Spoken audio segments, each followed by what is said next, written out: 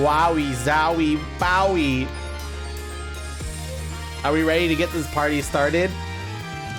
Or no? I don't think the party's starting yet. Why is my arm doing that? Hand? Tracker? Thank you. It's having like a fucking aneurysm or some shit, I don't know. Hi, darling. How are you? I now get to look at my tail because MRL redeemed it. The special boy. We're gonna wait a little bit before we start because we're jumping literally right into the trial. So I kind of need people who are... I need the people who are playing along to show up, or else we're not gonna get anywhere. So yeah. We'll wait a little bit and do some just chatting. We're only doing the trial segment today, so we should have plenty of time.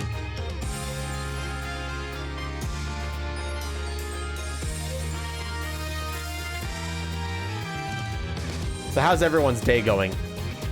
Hi, Crow. Y'all having a good day? Having a good day. It's almost Friday, chat. And that means it's almost Saturday. And that means it's almost Sunday. And that means it's almost Monday. Which means it's almost Tuesday. Which means it's almost Wednesday. Which means it's almost Thursday. And if you keep going like that, you'll eventually get to the part where your day is good! Managed to get to sleep today? Hooray. Hell yeah. Proud of you, Kite.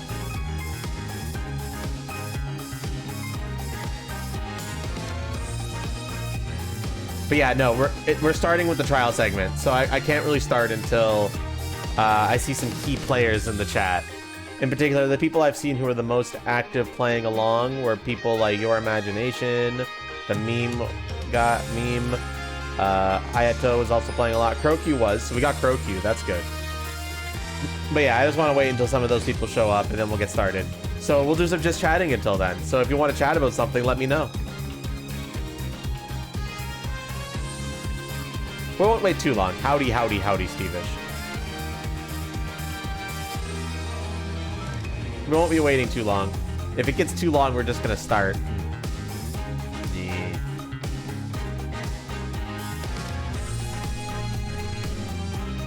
Well, you usually talk about tails. Yes, but there's only so... But to be honest, as much of a tail lover as I am, there's really only so much that you could talk about tails. Like, they're butt tubes. That I think having one would feel good. That's like, I could just repeat that as nauseum, I guess. I may be obsessed with them, but there's only so much conversation I can have about that. There it is.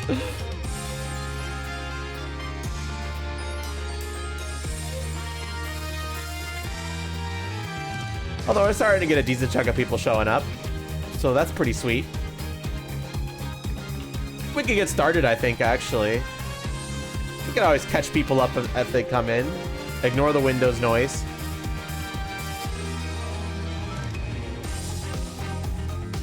Or can we catch them up? I don't know.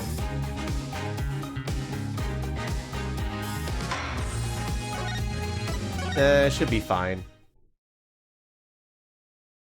Maybe.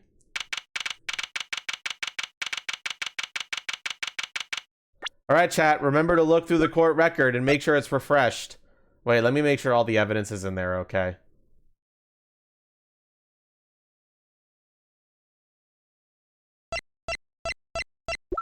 Yeah, it looks good.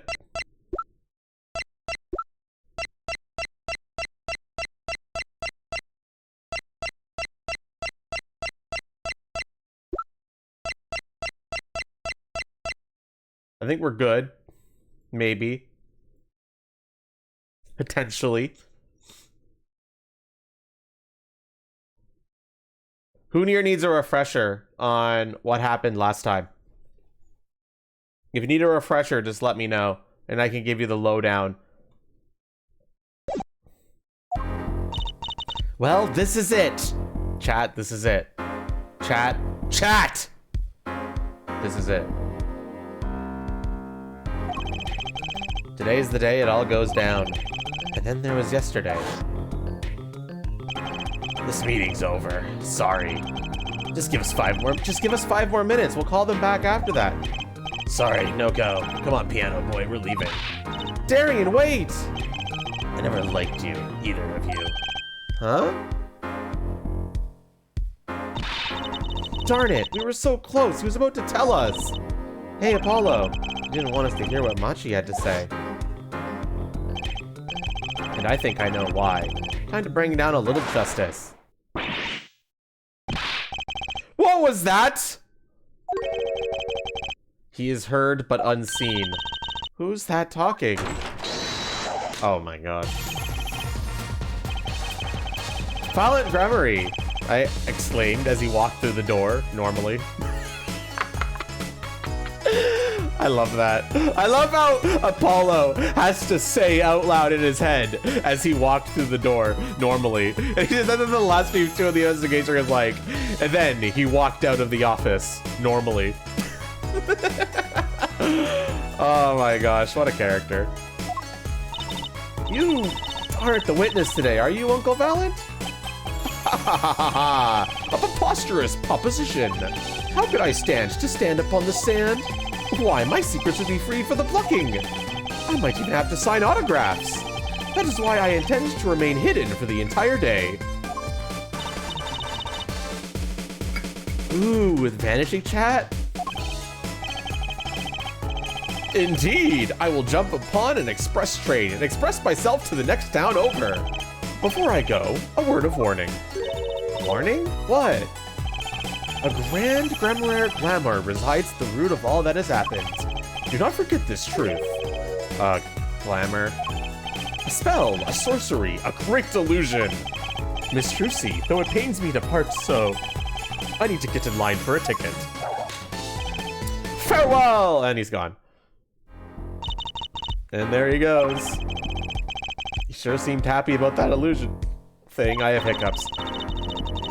Ooh, big illusions are the bread and butter of a magician. You can't pull off a show without one. The big illusion's always a spectacle to remember.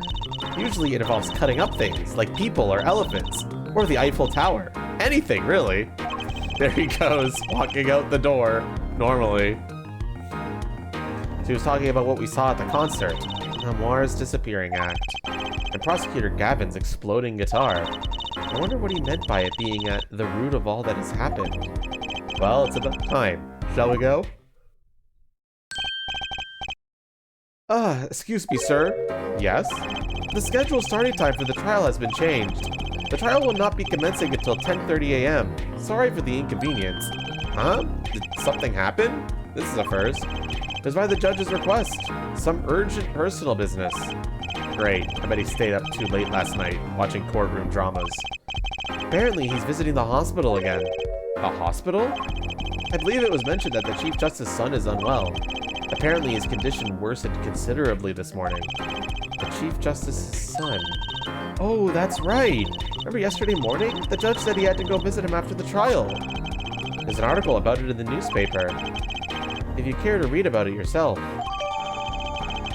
Article about the Chief Justice's son who was inflicted with incuritis. Incuritis? Where have I heard that before?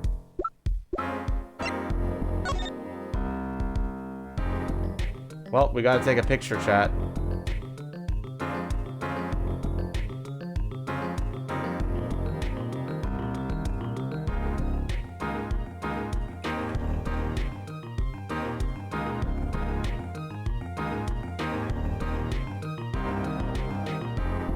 So that I can get this shit into evidence for you.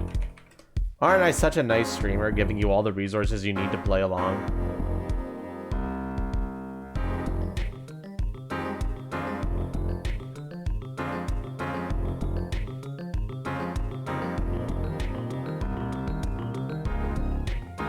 Alright, it's in the evidence now, chat.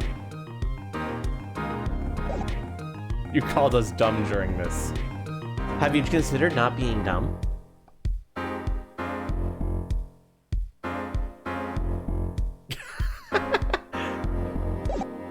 The evidence in the back. I'll let you read that article for us, Apollo. Just leave the TV guide page to me. Try not to lose the page with the funnies if you can. Apollo just wants to read comics. Relatable.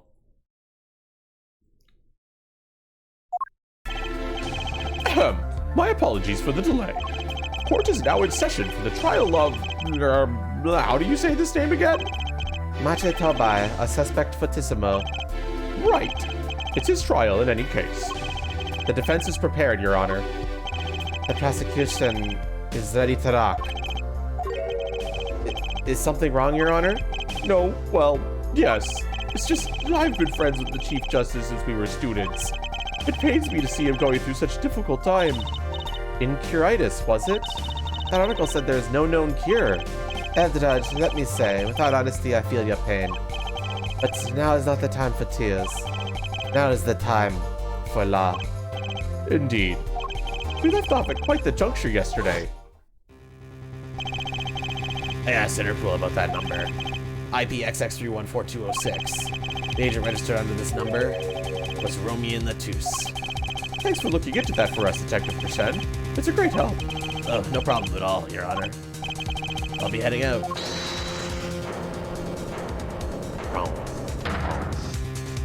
Wait! That voice just now! It was him. I am sure of it. It was him? That voice I heard brought me to Mr. Latus when I heard the gunshots fired. It was him! It was Mr. Darian! No way! What a sensational ending. Who would have thought Darian would be guest star in the season cliffhanger as a suspect? I asked the prosecution to look into this matter. Please tell the court your findings. Darian Crescent is a member of my band, the Cavaliers.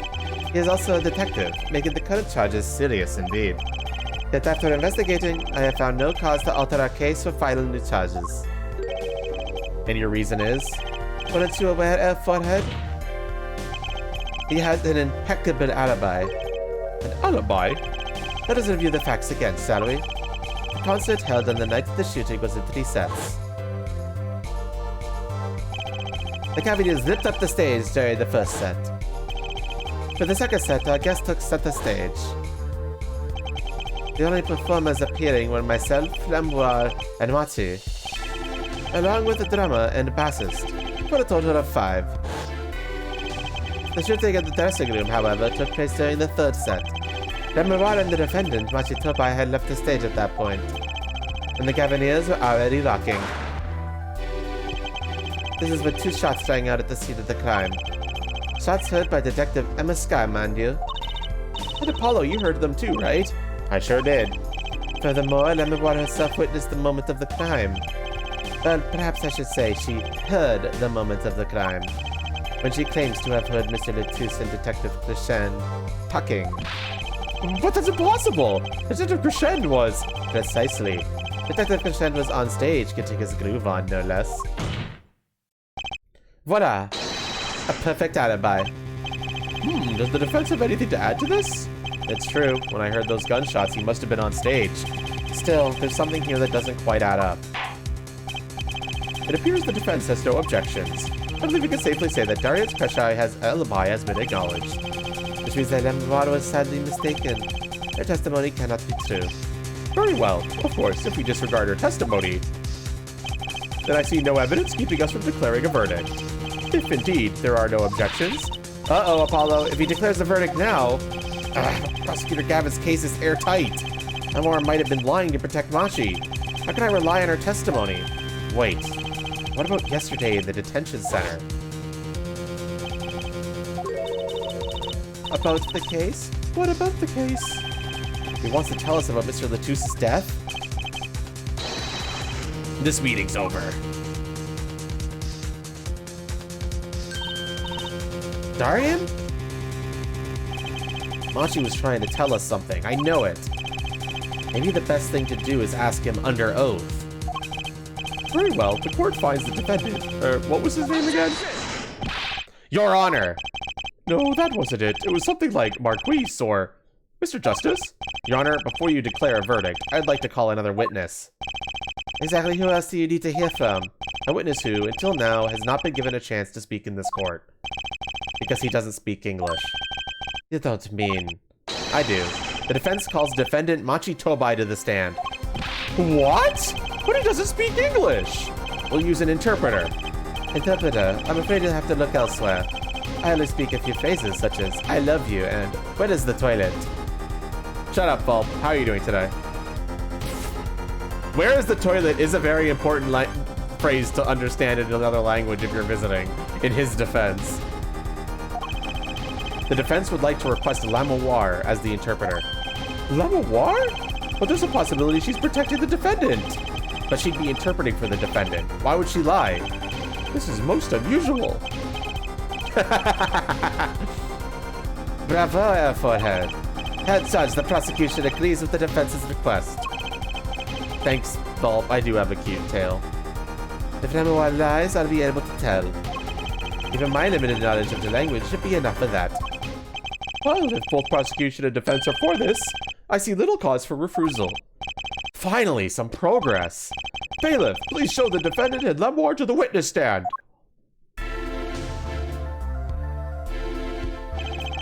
I suppose there are first time for everything. Shall we proceed? Your name to begin with, if you would, Lamoir. Yes. He says Machi Tobai, the defendant. This is certainly a first for this courtroom. Not that we really need an interpretation of that message in particular. So far, so good. Very well, Mr. Justice, if you would. If I would what, Your Honor? Would what? You called the defendant to the stand, did you not? What would you have him testify about? What do I want him to testify about? I hadn't thought that far yet. Apollo, aren't you going to ask him what he was about to tell us yesterday? How can I if I don't know what he was saying? Excuse me, a moment. If I might speak? Yes, Lamoir? Just now, Machi said there is something about which he wishes to testify. Machi wants to testify about something? What could it be? What sort of testimony is he talking about? One moment, please. The suspense is killing me. What? What? Well, Lamoir? According to Machi, he has proof of his innocence. What? This is a surprise. Yahoo! Victory, Apollo, we did it! This is sounding too good to believe, and I know what that usually means. Well, if that's true, then this is vital testimony. Machi, please testify to the court. Very well. Witness testimony.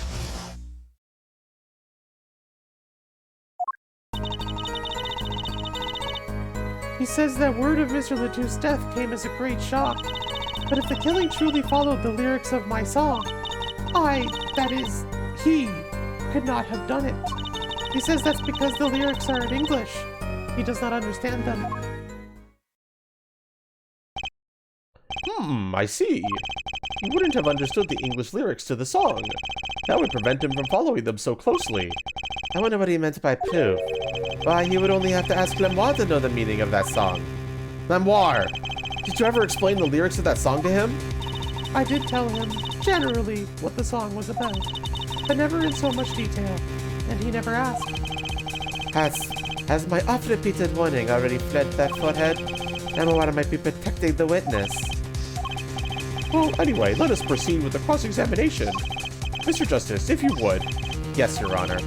Something's hidden in that testimony, I know it. I'll just have to trust my bracelet to tell me where. It worked yesterday, it'll work today.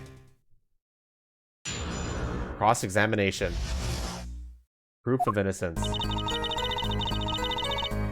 Alright, chat. Do we go right to perceiving? Because the perceive is available? Or do we press?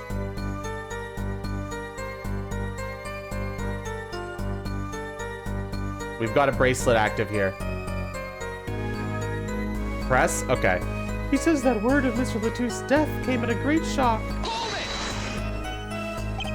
Were Machi and Mr. Latou's close? Yes, after we traveled around the world on tour together.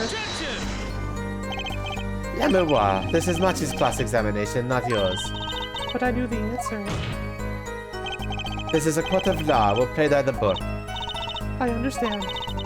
Prosecutor Gavin's tough, he's really tough. Machi says he was very good friends with Mr. Latou's. Mr. Latou's was always a gentle man, never angry.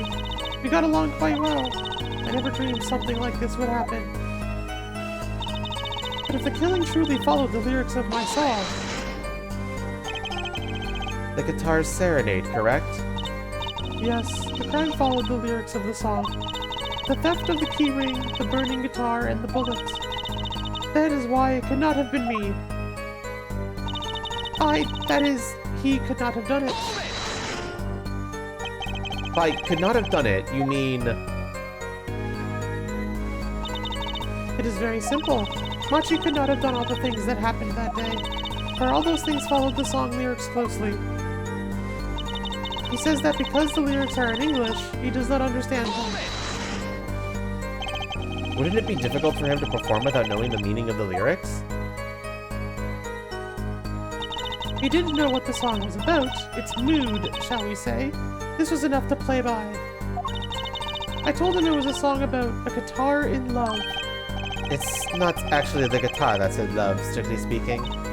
Oh, perhaps I misunderstood. No, not really. Yours is also a valid interpretation. Okay. No, it is my fault. I am too used to singing in Virginian. It is much easier than trying to understand these English lyrics. Yay, I knew he was innocent. I believe he is too, Trucy, I do. What's wrong, Apollo? You got a tummy ache or something? Something's hidden in that testimony. If it's the truth, I'll find it. Okay, chat, what are we doing? The bracelet's available, so I might as well tell you right now, if the bracelet's available, it means you're 100% supposed to perceive. So, statement 1, statement 2, statement 3, or statement 4? What are we perceiving?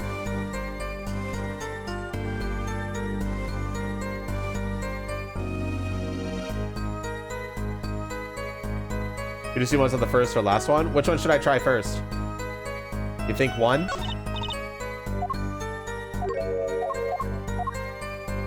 Alright, we'll skim through 1 first.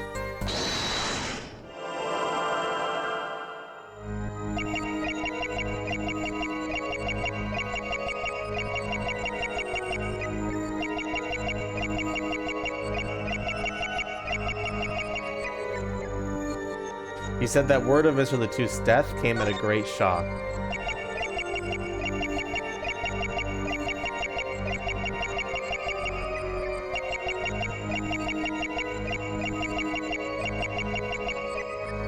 Are you noticing anything? Anything in particular you want me to focus in on? Or do you want me to look again at a different statement?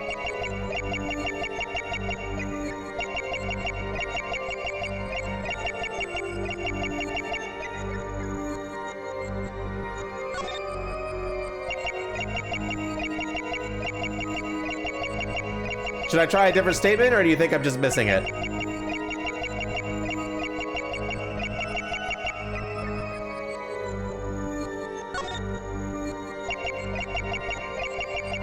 Different statement?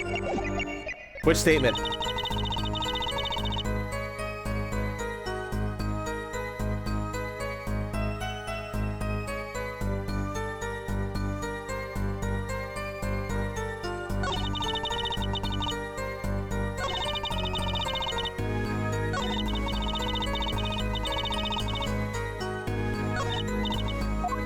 Which statement, chat? 2 or last? Someone give me another answer other than that. Try the last for now? Okay. That's 2 people who said last. So we'll try last first.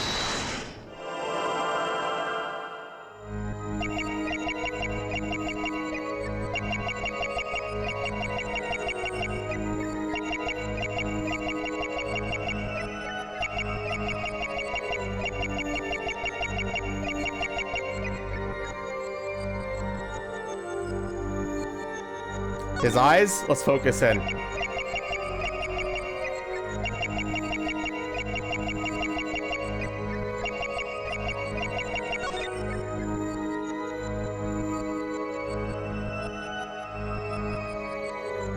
Gotcha!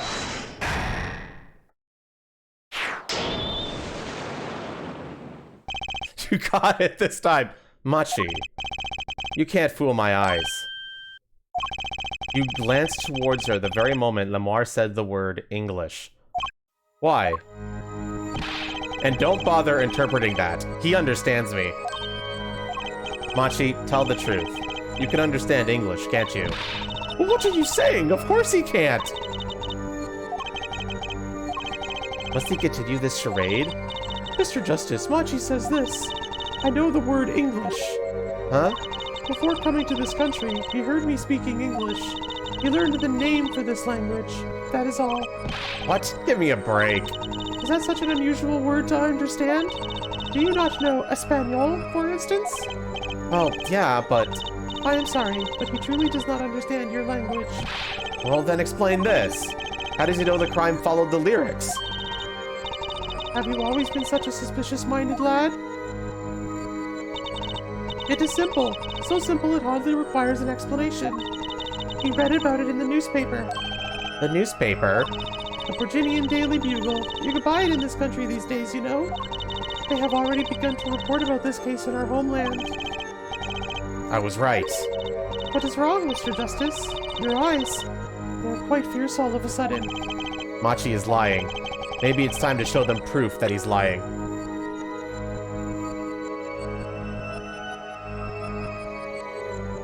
Alright, Chad, you're up.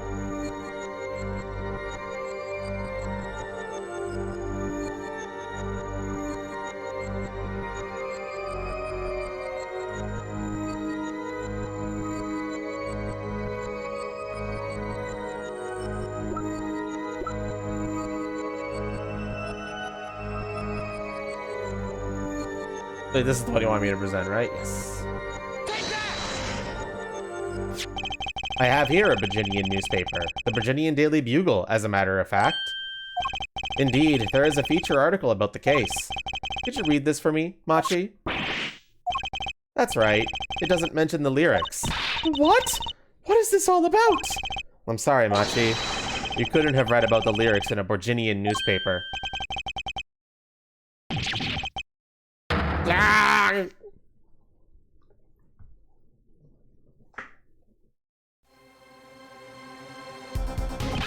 What does this mean? But I don't see how it's possible. I know. He must have heard the lyrics when the police were doing their questioning. Yes.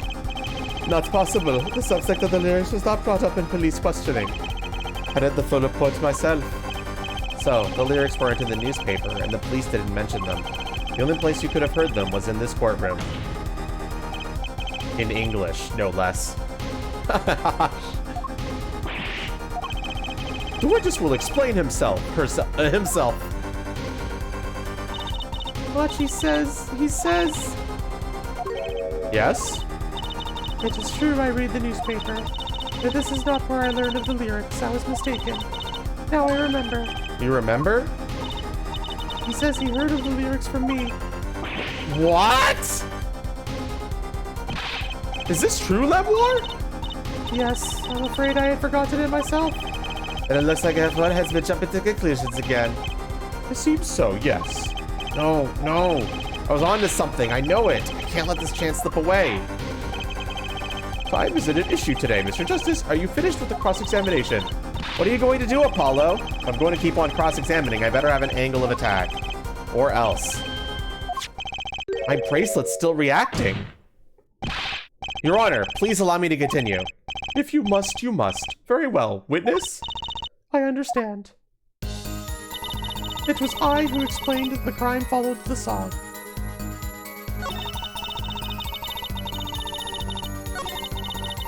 We have a new testimony, and the bracelet is still reacting.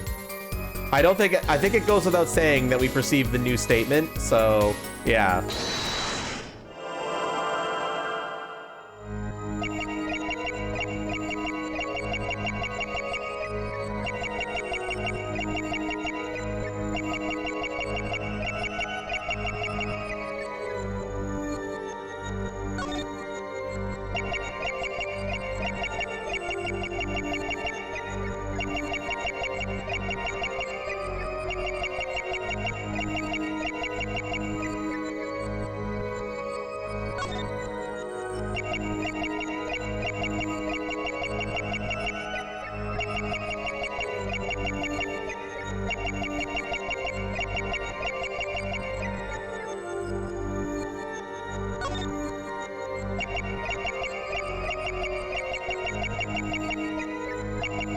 power must be pretty OP in Amogus.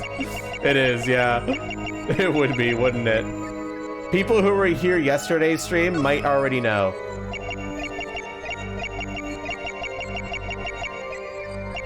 Brew Nightcrawler is saying she swallowed. Well, let's check the throat then.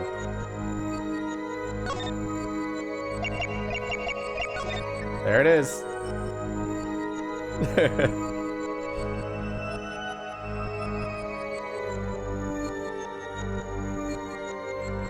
Gotcha!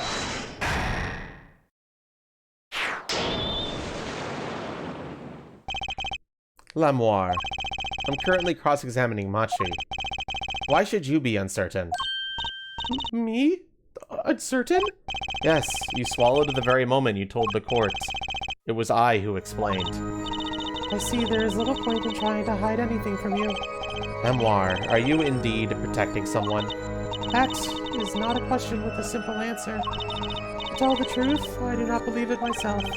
Then allow me to answer for you. Lamoire, you're protecting...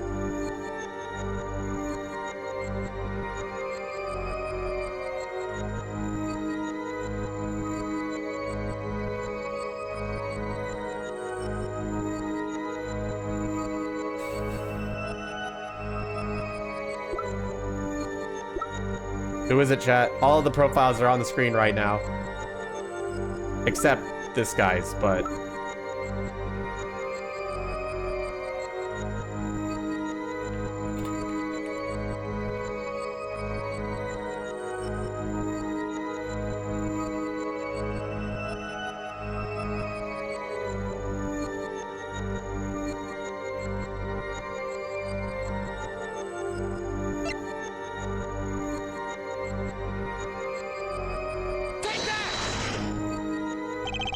Lamoire, you are protecting Machi. That's why you lied and told us you had explained how the crime followed the song.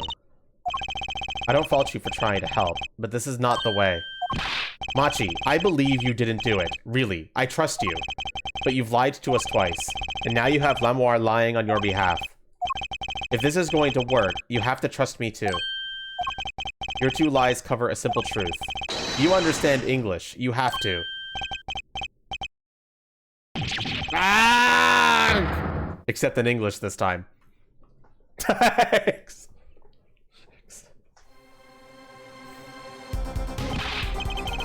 Witness, is this true? You understand English? Just a little only. What? First he could see, now he could talk. And you, did you not know about this, Lamoire? No, I did not. It is quite a surprise. How many secrets is this witness hiding? This is last. Machi, could you tell us what really happened? No shooting! I did no shooting! So you weren't in the dressing room when I heard those 2 gunshots, correct? Apparently, the answer to that question isn't simple either.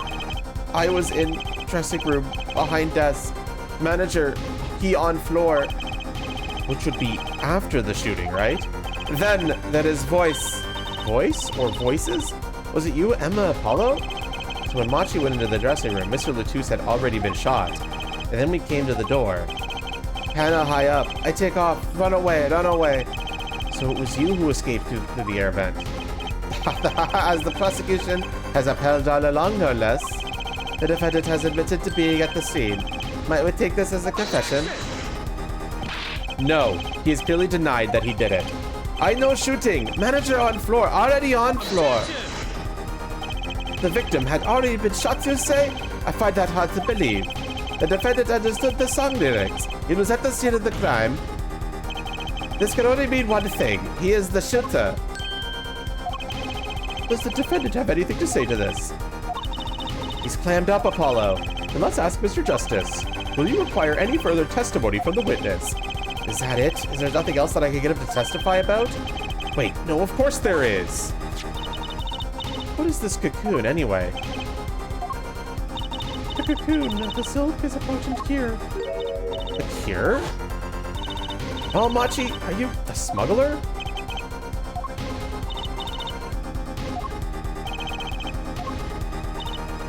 He won't tell me. That cocoon has to have something to do with this. Machi, please, tell us the truth for your own sake. No more speak, not to any of you. So much for your precious trust there, Forehead. Hey, you were the one who didn't believe him. Regardless, this brings us to an impasse. It does seem that the defense and the defendant are at odds. I doubt we are likely to learn anything more of value should this continue. I see no other course but to declare a 5-minute recess. The defense will work things out with the defendant so that we might proceed.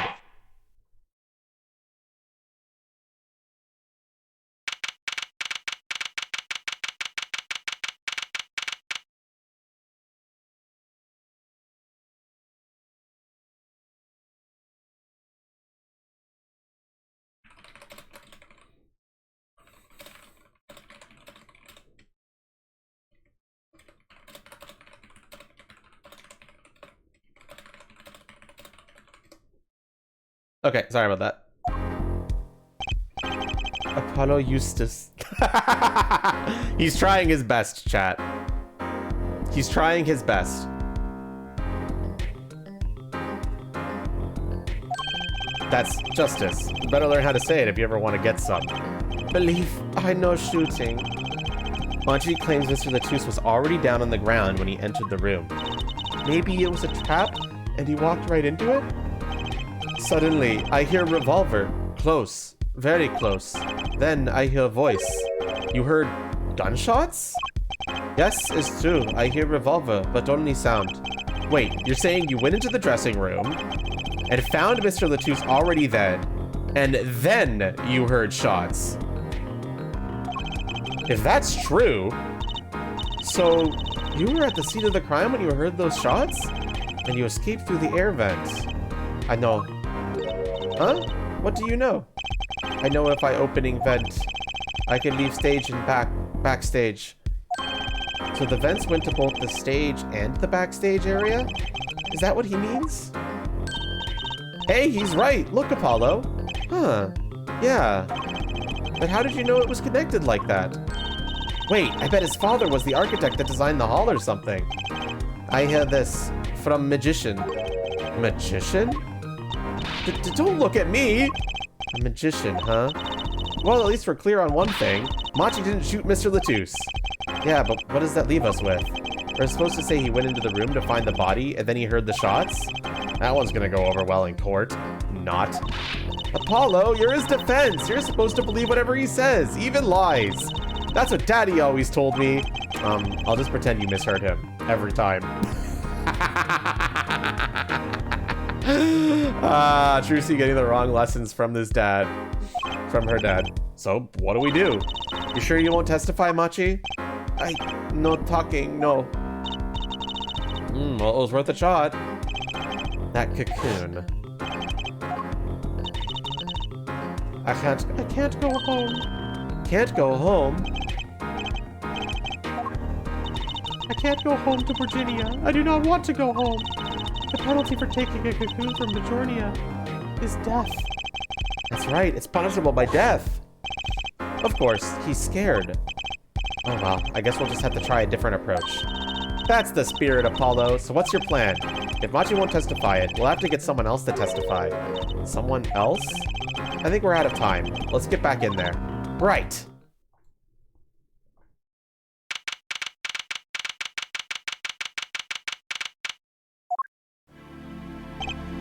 Court is now back in session. Mr. Justice, have you sorted things out with the defendant? Yes, Your Honor. We had a good talk. Very well. So will he testify? Your Honor, the defendant will not testify. What? Shame. And here I thought this was your big chance to turn the case around. Actually, it is. The defense would like to approach this case from a different angle, Your Honor. A different angle? If Machi won't testify, then I know who will. I would like to cross-examine the witness in this case, Lamoir. Lamoir? What are you up to now? I thought we determined yesterday that Lamoir's testimony was insubstantial. There's nothing you can... Lamoir was taken to the hospital yesterday with injuries. What happened? She was assaulted, Your Honor. Assaulted? Someone wanted Lamoir dead. Thankfully, she was able to save herself. What? I've heard no such report! Prosecutor Gavin, why would anyone be out to kill Lamoir? Can you think of a reason? Well, Think of how she is known in our country. A singer from overseas who doesn't speak English, yes? Yet someone tried to keep her mouth shut. Who could that have been? you don't think... I do. It was the same person who shot Mr. Latouche. The killer was afraid of her, afraid of what she might say. The defense believes that something was hidden in her testimony yesterday. Something that the killer doesn't want getting out. So, am I to understand that this is what you were saying? Namely, that there is a nugget of truth in Lamour's testimony. A nugget we have yet to uncover. Exactly. If Lamour was attacked, this has serious implications. Very well. There were some vague points in her testimony during yesterday's trial. Perhaps we did not inquire as deeply as we might have into some. The court will hear Lamoir's testimony once more. Lamour, I must apologize. I must ask you to stand again and speak. You need not apologize. I know that Machi is innocent, and I will do all that I can until the court realizes this. Let's review your testimony from yesterday. You told us you heard 2 gunshots and the shooter's voice through the window, and that the voice belonged to Darian Crescent, right, yes? That is correct. At which point I proved she could not be correct. She couldn't have heard any of those things. The small window at the scene was closed, and was found to be quite soundproof. You have nothing to say on that, Mr. Justice? I don't know exactly what yet, but I do know there's something there. That is, it seems, much you do not know. And yet it is my duty to hear him out. Perhaps the witness would be so kind as to testify once more to the court. Of course, Your Honor. Witness testimony. I was on my way from the stage to the backstage exit. That's when I heard them, Mr. Latouche and the detective. I heard the faint sound of a gunshot and stopped. Then, I heard another gunshot. There was the smell of gunpowder. I knew I must tell someone, but I was in a hurry, so I kept moving past the small window. Pretty much the same as yesterday's testimony. I am sorry. I am not used to speaking much in this language. Perhaps my descriptions are lacking in some way. Yet, everything I said here is the truth. And it is my distinct displeasure to say this. What you have said to have happened is impossible. Do I have to repeat myself? Lamoir was attacked because of this testimony. What, Trucy? Apollo, you know, for a moment there, you were pretty cool. Maybe I do better when I don't try to think ahead. Very well, Mr. Justice. Perhaps you can coolly cross-examination this witness.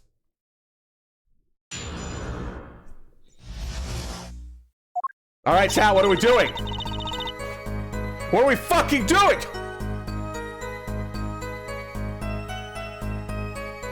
We gotta press?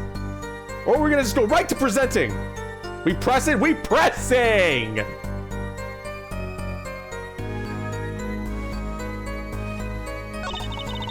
Whoops.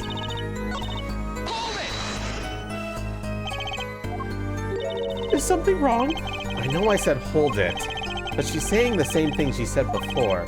Mr. Justice? Sorry, it's nothing. Please continue with your testimony. Now I know what they mean about the reckless use these days. The one in that over there is a shining example, Judge. You're the last person who should be pointing fingers, Mr. Rockstar. We press firmly. Darian Crescent. I did not know his name at the time. But yes, it was him, the one who took the stand yesterday. How many times do I need to remind you that's impossible? There is no way you could have heard him. Because the window at the scene was closed? Is that why? Of course. Apollo, if we keep asking the same questions as yesterday, we won't get anywhere. She's right. Maybe there's a different angle I could try.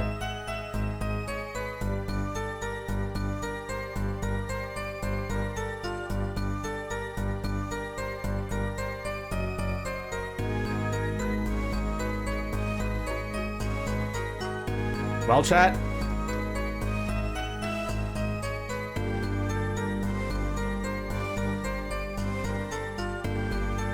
Blue Nightcrawler says 1. Kite says 1. Anyone else? If we get one more 1, I will click it. Or I'll just click it if time runs out.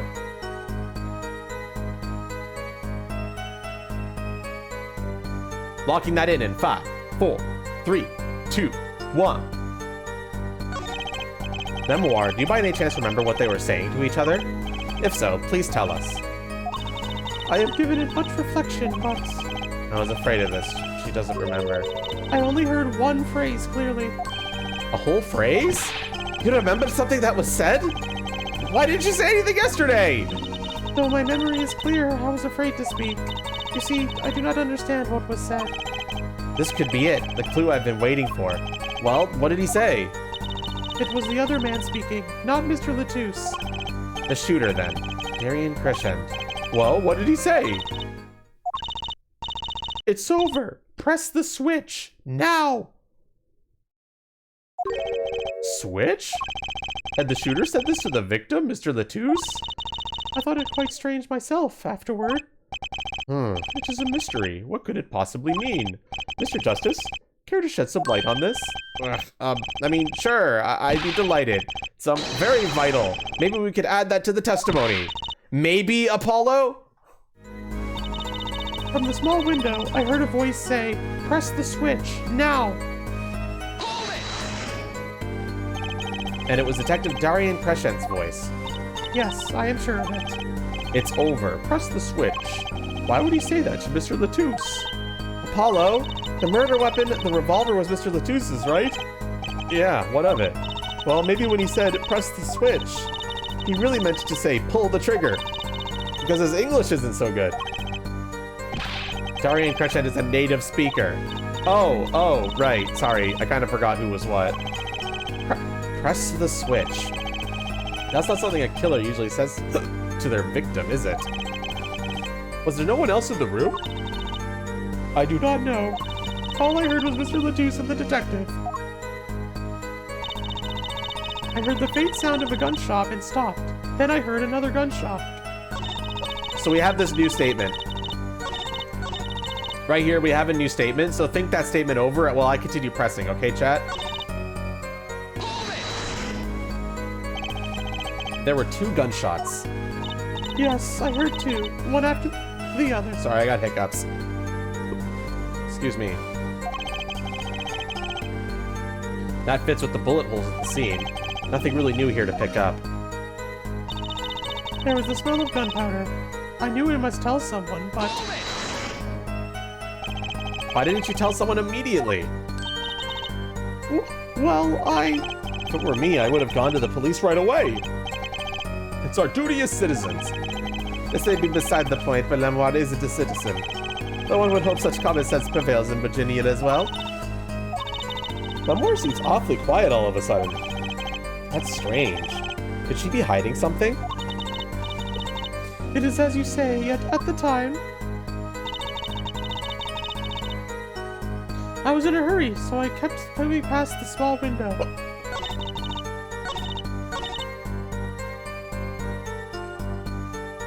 One more yes vote and we'll commit to this.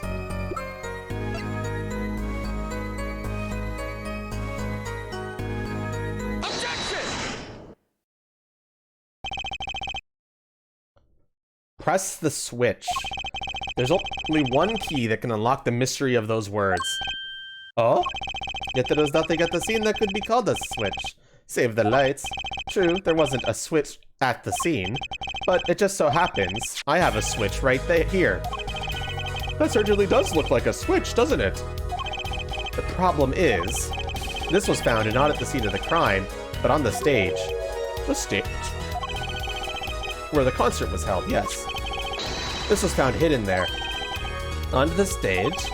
Are you claiming that the voice Lemoir heard was of someone commanding another to press this switch? It's a possibility. Forehead, I call that an impossibility. Why? It's hardly necessary for me to remind the court of the layout of the courtroom form. The stage is quite far from Lemoir's dressing room. Not to mention that the Cavaliers were in the middle of a concert on said stage. We aren't known for being a quiet band. You could shout all you wanted and not be heard. The detective's voice was loud, but certainly not a shout. So, too, have Airforehead's cries of a possibility fallen far short of being heard. Sorry, but he wouldn't have needed to shout. Excuse me? You heard what I said. Or, do you need me to shout it out for you? It would have been quite simple to be heard on the stage from that dressing room. Oh wait, you like evidence, don't you? How about this? Using this, it would be easy to get a message to someone on stage from the dressing room.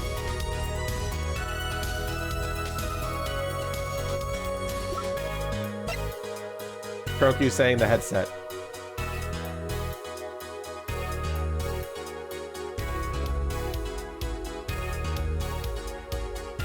We technically have 2 votes, so yeah, that's good. For some reason, Nightcrawler's vote didn't get registered. Prosecutor Gavin, perhaps you're familiar with this.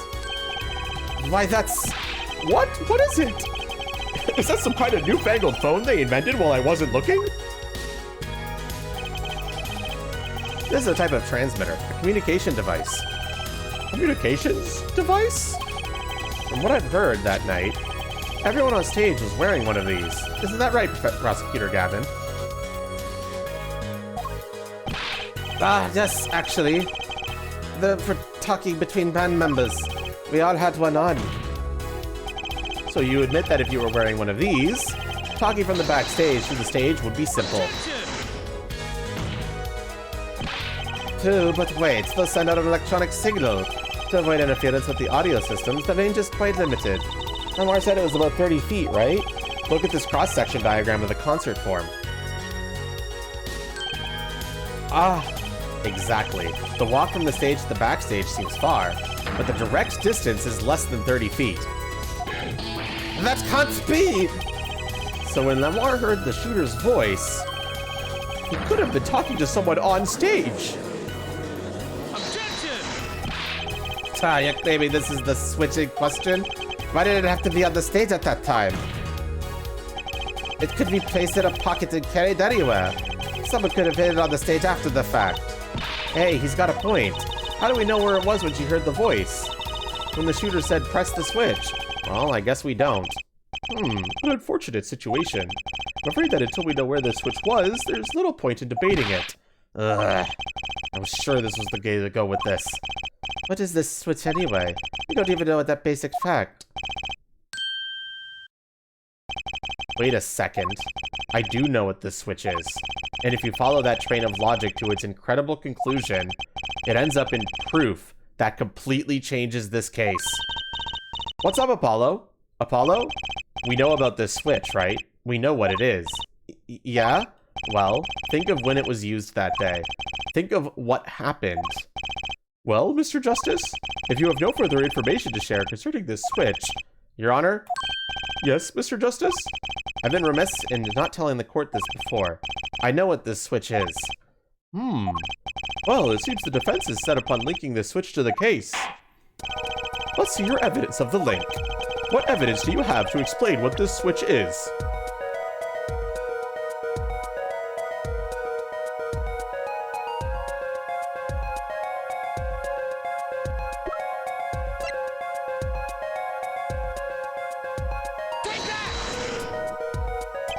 Prosecutor Gavin, you remember this? That's that. The what? Is it another one of those newfangled phones? This is an igniter. What phone looks like this? Igniter? You mean it's like a lighter? Yes, actually. You aren't saying this switch is a remote? I am. This is a remote trigger for an igniter. What? Look, I'll show you. Yo, yo, yo, yo, yo, yo, yo! Mr. Justice, you will cease and desist from burning down this courtroom! Sorry, that was a bit more fire than I expected. If my whiskers had caught fire! Prosecutor Gavin, let me repeat myself. This switch is a remote igniter trigger. Doesn't that suggest something to you? You're talking about what happened to me, aren't you? Ah! Exactly. That night at the concert, there was one unusual burst of flame. When your guitar caught fire in the middle of your performance. Wasn't that part of the stage show, though? Prosecutor Gavin was entirely unaware such a thing had been planned. And the guitar that burned was a valuable keepsake. That's right, he got it in Virginia from Lemoire. He said the sound was amazing, before it burned, of course. Now it just kind of smokes. Hi, Asuin. And Gavin fell through a burning ring of fire. He went down, down, down, and the flames went higher. The better the guitar, the brighter it burns. Forehead. Yes? Don't tell me you're trying to tie these two things together. Those being the shooter's voice heard by Lemoire, and the guitar suddenly catching on fire? I am. It's really simple when you think about it. Mr. Latouche and the shooter were at the crime scene. The shooter was wearing a headset. He ordered someone on stage to press the switch. The switch was pressed and the guitar caught on fire. Well, that does seem to make sense. But something about it is bugging me. Can't quite put my finger on it. Really? It seems pretty simple to me. Forehead, don't destroy what little respect I have for you. I was expecting something a little more sensible. I guess I was wrong. What's this all about, Prosecutor Gavin? His simple story simply makes no sense. Think, that night my guitar caught fire, yes? The cause may have been this, indeed. However, the guitar caught fire during the second set.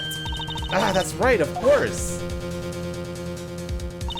The guitar caught fire during Lemoire's song. Indeed, yet the shooting happens during the third set. The two are utterly unrelated. Yes, that must have been what was bugging me. The whole premise for this is faulty. See, his story makes no sense. Are you sure about that? What exactly do you mean, Mr. Justice? Maybe it's not the premise for my explanation of the switch that's at fault. Maybe it's our premise for the entire case so far. What premise is this specifically? I'm glad you asked. I'm saying that maybe the killing didn't take place during the third act. What's this? The detective Emma Sky heard his shots and found the body. All this happened in the third act. Gunshots rang out, and according to his testimony, Machi was in that dressing room at the time. Where are you going with this, Mr. Justice? Stay with me, Your Honor. He also told us this in his testimony, namely that the victim had already been shot. We all heard gunshots, but no one saw the shooting. This is insane! Just before the shooting took place, the shooter was heard on his headset, telling someone to press the switch. The next moment, Prosecutor Gavin's guitar burst into flame. We know that a remote trigger igniter was inside the guitar. From all these facts, we could draw only one conclusion. The crime did not take place during the third act, but during the ballad performance, the second act. What?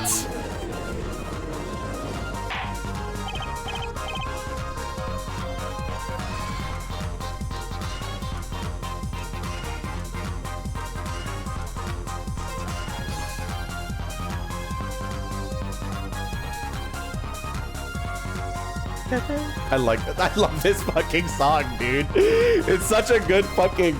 Anyway, order. But this goes against the evidence. What does, Your Honor? This crime was carried out according to the lyrics of that song, yes? Hey, he's right. Look, the bullet is supposed to come after the fire. You're thinking about it the wrong way. Huh? Look, why would the shooter craft the events of the day to follow the lyrics anyway? It's an awful lot of trouble to go through, with little merit for the person doing it. Well, I'm sure whoever had some reason. Yes, they did. A reason that made it advantageous to follow the lyrics. You're saying the order was reversed on purpose? Reversed, Prosecutor Gavin? If the criminal followed the lyrics strictly, then yes. The shooting would have had to come after the guitar burst into flame. Yet Airford has raised another possibility. He's claiming that the bullet came not after, but just before the fire. Couldn't have put it better myself.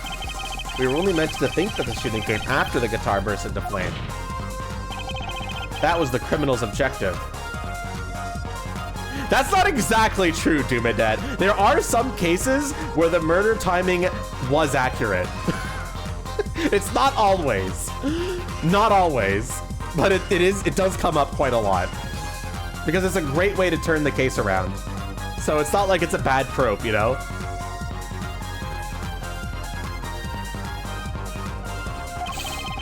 The crime followed the lyrics to a point, but that was the ruse. Why else would the killer risk discovery by moving the body? That was the final touch to make us think he'd follow the lyrics the whole way. Order! That would explain this most unusual situation. It does. The killer changed the order of the events to create himself an alibi. In other words, the killer was someone who had an alibi for the third set, but not the second. I was hoping it wouldn't come to this, but sadly it has. Let me tell you why your little fairy tale makes no sense at all. Oh, it sounds good, I'll give you that. You've given us a reason why the killer bothered following the lyrics of my song. But I question your logic. But it's flawed from the very beginning. Flawed? Yes, a contradiction here, Forehead. One I've pointed out several times, no less. At the time of the crime, the small window at the scene was closed. How could Lamberoir have heard a voice through it? Oh. I know that you would like to divert attention from this critical fact, but you're basing an entire line of reasoning on a false premise. Right. Lamberoir's testimony is my entire case. That voice the shooter's voice. What if she couldn't hear it, Apollo? Look, what do we have? A man saying, press the switch. And near the crime scene, we have a switch, which acts as a remote trigger for an igniter. And last but not least, Prosecutor Gavin's flaming guitar. It can't all be coincidence, but how do I make it work? Yeah, I know. I like that he slams the wall behind him. I see a more direct line of questioning is required. When the crime scene was investigated, immediately after the crime, that window was closed. Can you tell us how Lamberoir heard the voice? A key point, to be sure. Mr. Justice, can you explain this to the court? Okay, Justice, you've got one thing to prove, and only one thing only.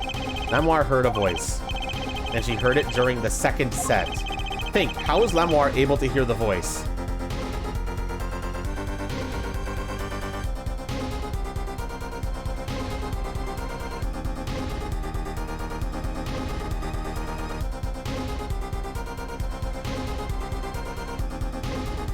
Dumanet says 3.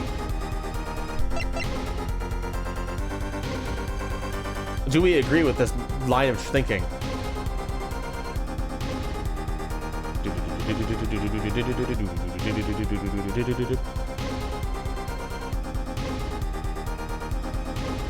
Dumanet seems to have presented good logic here. That's enough people for 3. We're doing 3. When we investigated the scene, the window was closed. The shooter had no reason to close it, had it been open either. Meaning, it was impossible to hear the voice through that window. Ah, it's good to hear you making sense again. For a moment I was afraid you might be Bodinian too. As I was saying, Lamberoir could not hear the voice through that window. So there could only be one explanation. She heard the voice from another location entirely. What's this? You two abuse me so. And here I thought you in good sense were back on speaking terms. Now I'm afraid you in good sense speak two entirely different languages. Can I interpret for you, Forehead? Lamberoir clearly stated she heard the voice through that small window. And there was only one small window at the scene. Are you sure? Think about it. Isn't there another small window at the scene? There is? Ah, I know that look. He wants us to ask him. Very well. You claim Lamberoir heard the voice from another location? Mr. Justice, show us where this location was. Lamberoir heard the voice from here. Well, chat, where did Lamberoir hear the voice from? I'll stay on this one a bit.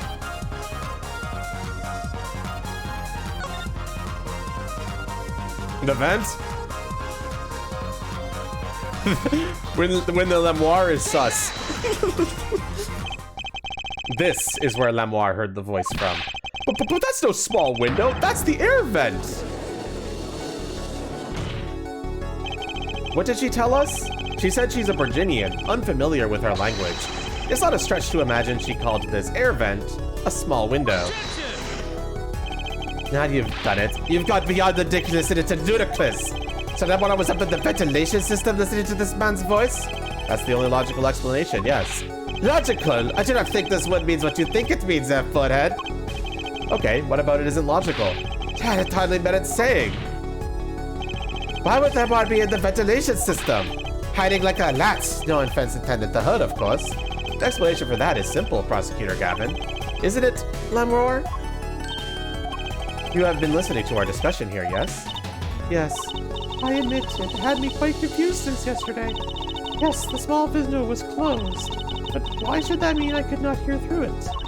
I feared our prosecutor might himself need an interpreter. Ugh! Oh, shit. The problem here is words. Memoir, this small window through which you heard the voice, was it up high on the ceiling of the room, not low on a wall? Yes, it was up on the ceiling. What?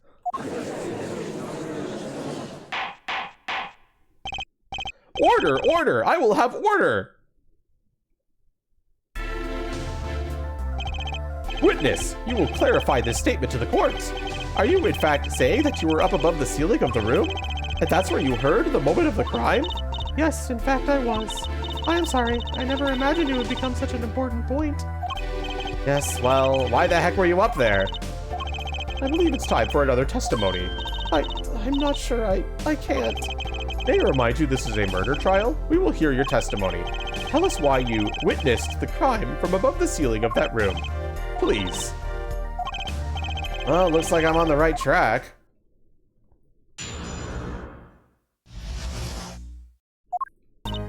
Yes, I was above the ceiling when I heard the voice. I had heard there was a small window there before. I was in the middle of my performance. I had no time to report what I had heard. As to why I was there, I cannot say. I am bound to secrecy on this matter. Bound to secrecy? In my line of work, one has many obligations to uphold. But you say you were in the middle of your performance. So this did happen during the second set. I did not witness the crime, you must understand. I only know what I heard. Yes, but you must tell us what you were doing in detail. That's what the cross-examination is for, forehead. Our mission at this court is to discern the truth. No obligation, no binding pact may hinder that mission.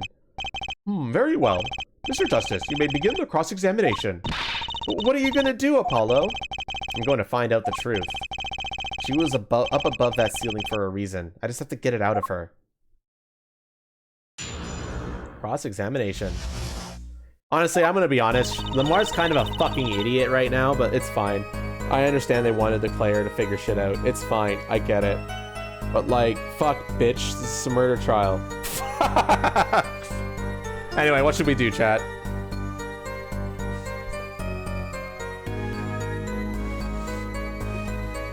Press? Press.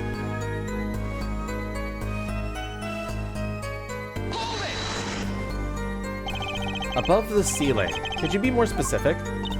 I cannot. Because you're bound to secrecy. Yes. To tell you the truth, I was not supposed to even say I was above the ceiling. I dare not say more. Doesn't sound like I'll be able to coax it out of her just by asking. By the way, one piece of evidence... Actually, no, I'm not gonna say anymore. I had heard there was a small window there before. By small window, you mean the air vent? I only remembered I needed to be careful of where I put my hands and feet. I cannot see the light coming through the window, of course. The air vent crate could trip you up, certainly. So, I was walking very carefully when I heard the gunshots. Startled, I crouched and listened. That is when I heard his voice come from the room. Darian's voice. I knew something terrible had happened, yet... I was in the middle of my performance. I had no time to report what I had heard. So, without a word, you just let the third set start. After the curtain closed for the second set, there was still much to do. You could have prevented this whole misunderstanding if you only told us sooner. Yes, perhaps I could have. I see there's no point in battering the witness. What's done is done. The mind works differently when one is in the middle of a performance. Why, I've lost my voice in the middle of a show. I kept on singing, completely unaware. Singing without a voice? If only all contradictions were so obvious. Only I could get Lemoire to talk. Pressuring her like this doesn't seem to be getting me anywhere. As to why I was there, I cannot say. You heard the gunshots during the second set, during your performance. You're quite sure? Yes. Why would I lie about the time? Why didn't you tell us this yesterday? No one asked me. I thought you all knew. I told you Machi was not the killer. I told you this many times. Yes, you did. But you never told us why. I am sorry.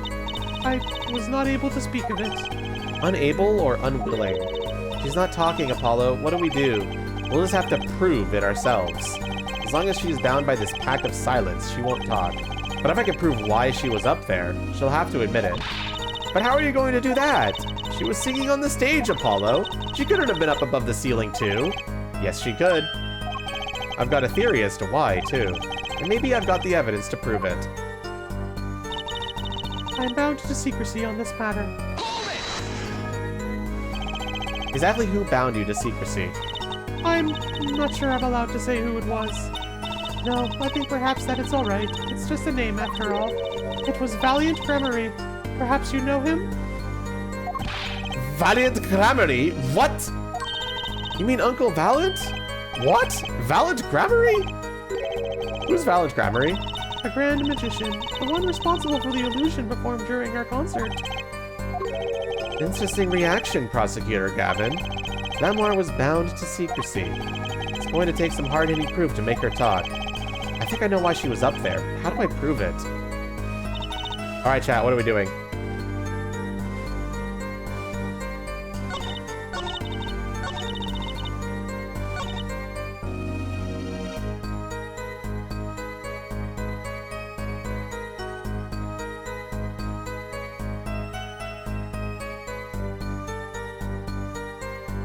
What are we doing, chat?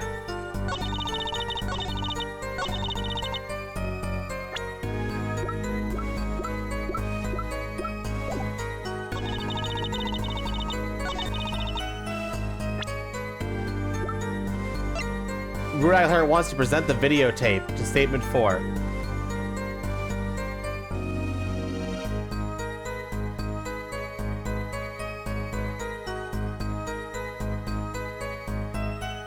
Okay, before I do this, though, I just want to remind everybody that if you check the evidence list on the web browser, not the extension, clicking this evidence will link you to a YouTube video where you can watch this, if you want to.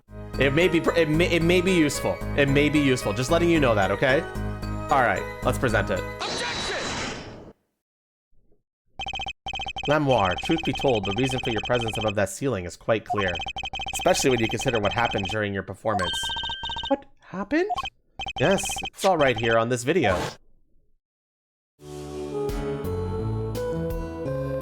Wraps itself around me, and down through the air I fly.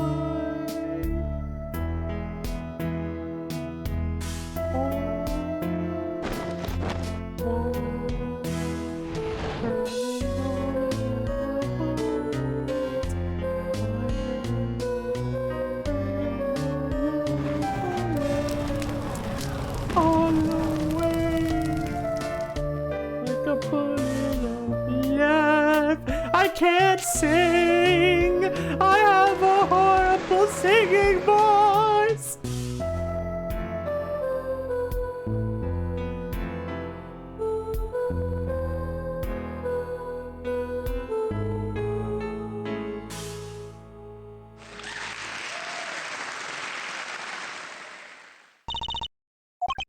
As we could see, Lamoire was clearly not on stage for her entire performance. Oh, though it saddens me to be so realistic, Lamoire is incapable of actually vanishing, let alone teleportation. So, the only explanation is that she was hidden from view. And during that time, she moved to the back of the form. Apollo? What, Trucy? It's not nice to reveal a magician's secrets. It's against the rules. But I'm a lawyer. I'm not supposed to be nice. This is all very fascinating. But how is it possible? There's only 20 seconds between when she disappears and reappears. She couldn't have moved that fast. Interesting sweat there, Gavin. Is something wrong, Prosecutor Gavin? This was his concert, his show. He knows how the illusion was performed. Aha! He's just realizing his own oversight. Let's look at the cross-section diagram again. Here, we could trace a route through the ceiling. It goes from the stage to the backstage to the rear of the form. Recall Lamoire's testimony from yesterday. I was on my way from the stage to the backstage exit. There was something like a little window there. That's how I saw it. She went from the stage to the backstage exit. A perfect description of this route above the ceiling. Memoir knew of this because of her part of the illusion, but she wasn't the only one who knew. What? Just now in the lobby, Machi told me something. I know it's opening vent. I can leave stage and backstage. He said that? Oh, were you not informed, Prosecutor Gavin? I knew about the vanishing act, of course. Yet I had no idea of the loot that would be used. Why didn't that magician tell me? Magicians only reveal details on their acts on a needs-to-know basis. You know, the bread and butter of a magician's life, you know. Which is why he bound Lemoir to secrecy. And yes, meme, it is! Are you ready? You better get that video ready. You might need to look at it, chat. Well, Lemoir? I am impressed, Mr. Attorney. Machi was right about you. So what does this mean? Are you saying you used this route above the ceiling? I did. Well, that's that. But I'm still a little confused. Why is that, Your Honor? As I said before,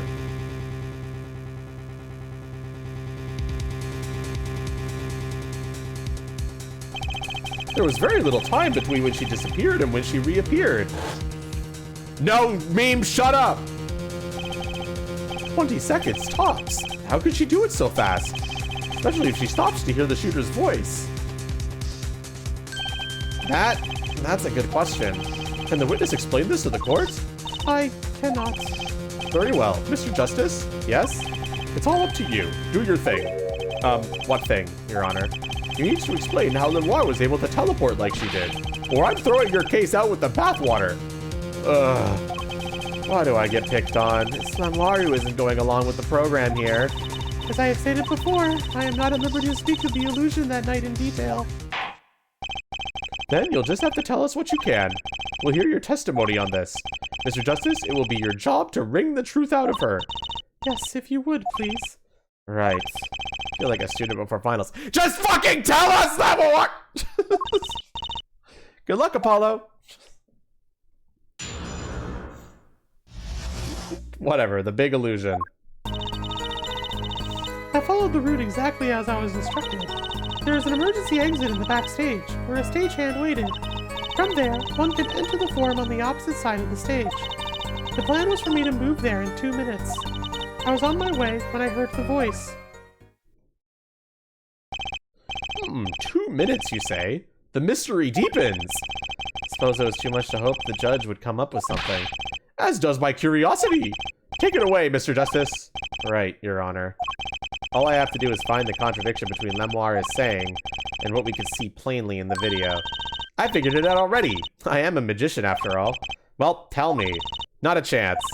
I can't reveal another magician's secrets. Fuck you! This is a murder trial! Ah! Hey, you're supposed to be on my side here. I fucking can't. This is so dumb in my opinion. This is so dumb. Whatever, it's fine. They want the players to figure it out. I get it. But like, fuck you. I followed the route exactly as I was instructed. Only if you want to, meme. How did you proceed along this route? How? Why, I walked. But you arrived behind the form much too fast to have been walking. Tell the truth, Lemoir. You rode some kind of vehicle. What? A vehicle? What vehicle? What a novel idea. I like it. Hey, that's not a bad guess. Wrong, but not bad. Yes, laugh at the dumb attorney. I don't mind. I'm sorry, but the girl is right. That vent was much too small for vehicles. It was a tight fit. Even had to crouch as I walked. I can't imagine a vehicle that would fit in such a small space. It wasn't a vehicle. What was it? You had me going for a while there, Mr. Justice. Too bad. Ready for the next part? Why do I feel like I'm on some kind of quiz show? There's an emergency exit in the backstage where a stagehand waited. Did everyone on the concert staff know about the trick? Not all. Only a few that were needed to help. See, like I said, it's on a need-to-know basis. So not many people knew about the trick. What were these stagehands required to do? One needed to open the emergency exit. The door to the stairs is locked, but once through there... From there, one can enter the forum on the opposite side of the stage. So when you came back out, you were behind the audience? Yes, that is how it worked. Not a bad show if I do say so myself. That's Uncle Valid for you, the old grammar retouch. But on the video, you were only gone for 20 seconds. How is that possible? That's the part I don't get either. Yes, it would be hard to go so far in only 20 seconds. The plan was for me to move there in 2 minutes. 2 minutes? Yes, it can be done in 1 minute if you are running. Running? In that cramped, dark tunnel above the ceiling? Mr. Attorney, have you forgotten? Dark or lit, it makes no difference to me. That's true, but... Okay, Brew Nightcrawler, I'm gonna shut you down right now. It was a live performance. There was an audience there. So, the video's not edited. I'm gonna stop you right there. I feel like you might be missing the crucial information that this was a live performance, so I thought I'd let you know that. And our attorney here was literally there, live, watching it as well. So, we already know that that's not true. Hello, Rosillo. So you're saying that on the night of the concert, you made the trip in 2 minutes? Yes, though I nearly didn't make it in time. It is a big tale, isn't it? I'm very proud of it. I grew it myself. You see, I stopped halfway. Memoir disappears on the video for 20 seconds. But she says she made the trip in 2 minutes. How? If you want my professional opinion, I'll bet the answer's right there in that video. Well, Mr. Justice, perhaps you have some evidence for us? Something that can explain the discrepancy between the video and her testimony? Ugh. Evidence explaining the discrepancy?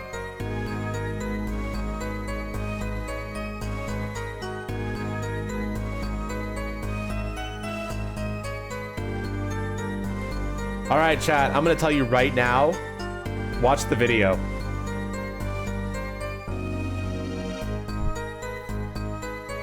Watch the video, chat.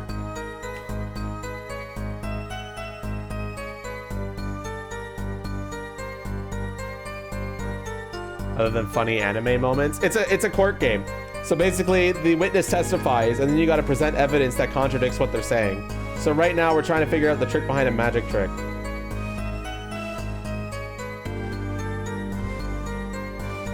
The video doesn't explain the discrepancy, though, Doomadet. But you should watch it still. How about we watch it together, chat?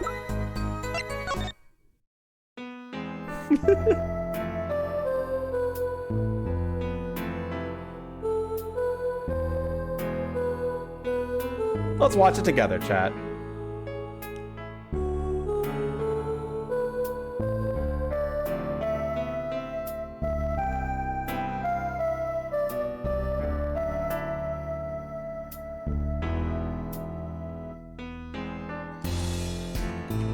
It should show up as a YouTube video if you go to this link on a browser.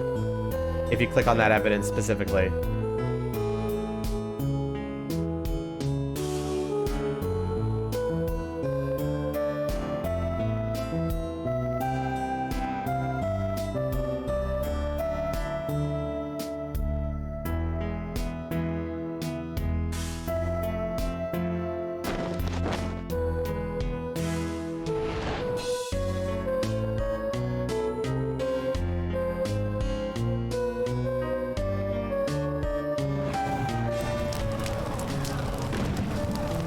This one's pretty tricky, I will admit.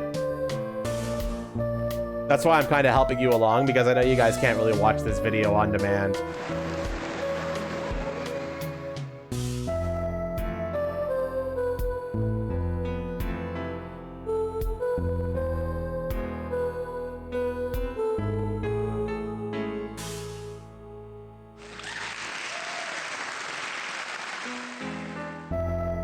Okay, do we have any ideas now, chat?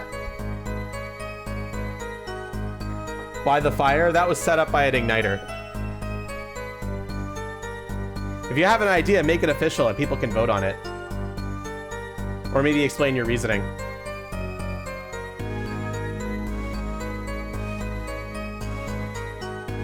Alright, that's enough looking at my fat ass.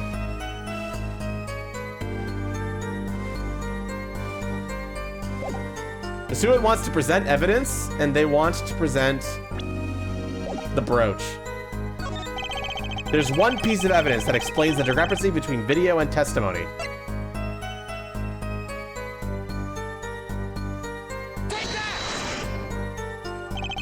Lamoire, do you happen to remember this brooch? Aha, the brooch! We saw that yesterday, did we not? It was found at the scene, Your Honor. And yeah, since they're obviously going to explain it right now, I'm also going to explain it for the chat. Brooch.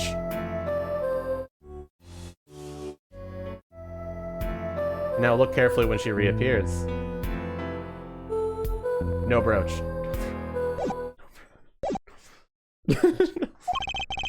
And you're bringing this up now, why?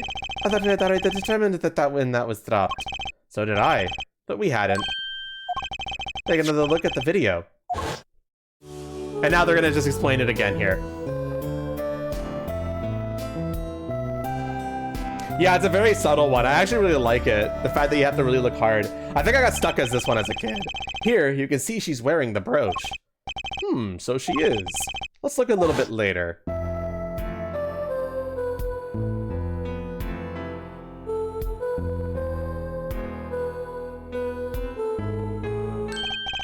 What? The brooch, it's gone! What? Yes. The brooch disappeared in the short space of 20 seconds, and it takes a full minute to run from the stage to the backstage. Which means there can be only one explanation. The Lamoire we see before the vanishing act and the Lamoire we see after are two different people. What? The brooch was found on the floor at the crime scene.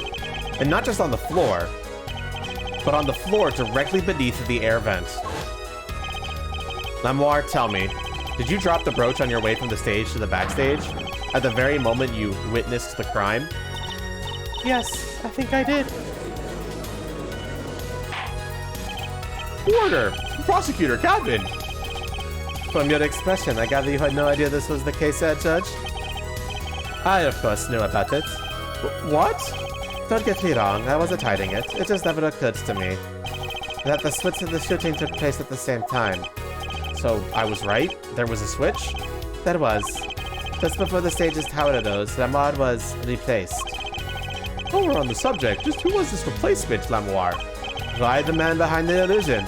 Valiant Gramarye. Chat, I want you to take that into consideration, okay? I want you to really think about that, okay? That means right now, when this stage is rising, that's Valiant, right here. In fucking Lamoire's outfit. That is Valiant on stage right now. This is Valiant. Also known as this fucking guy.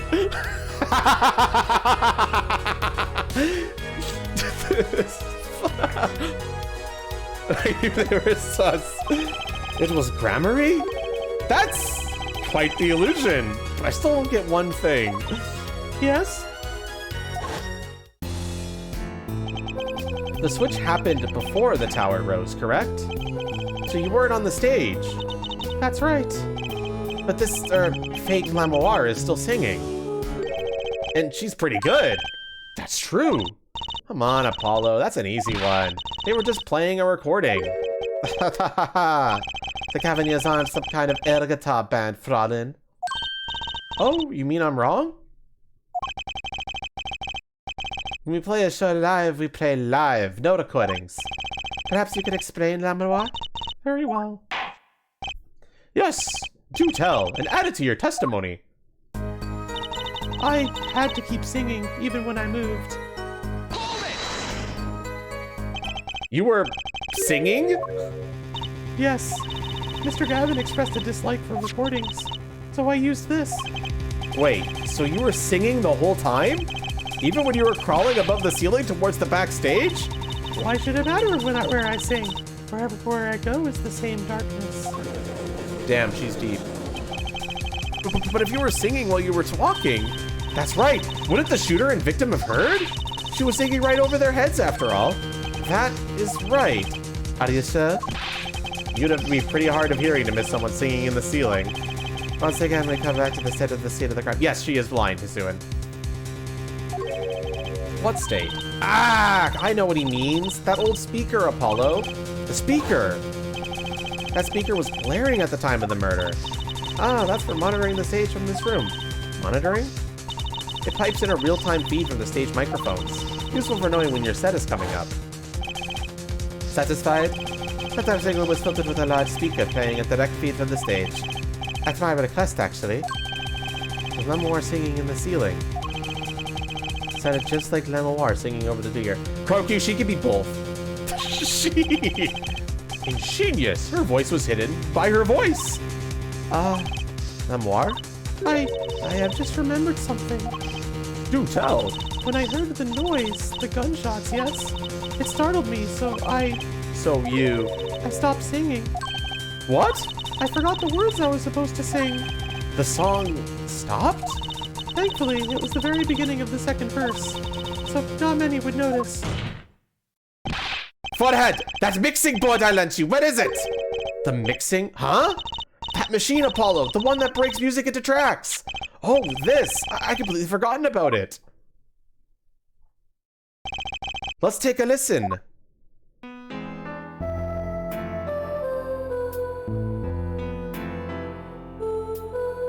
Doesn't let me adjust it right now.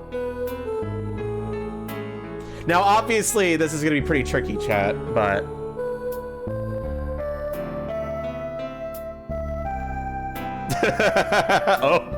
Oh boy is right. I'm telling you, they make you watch this a lot.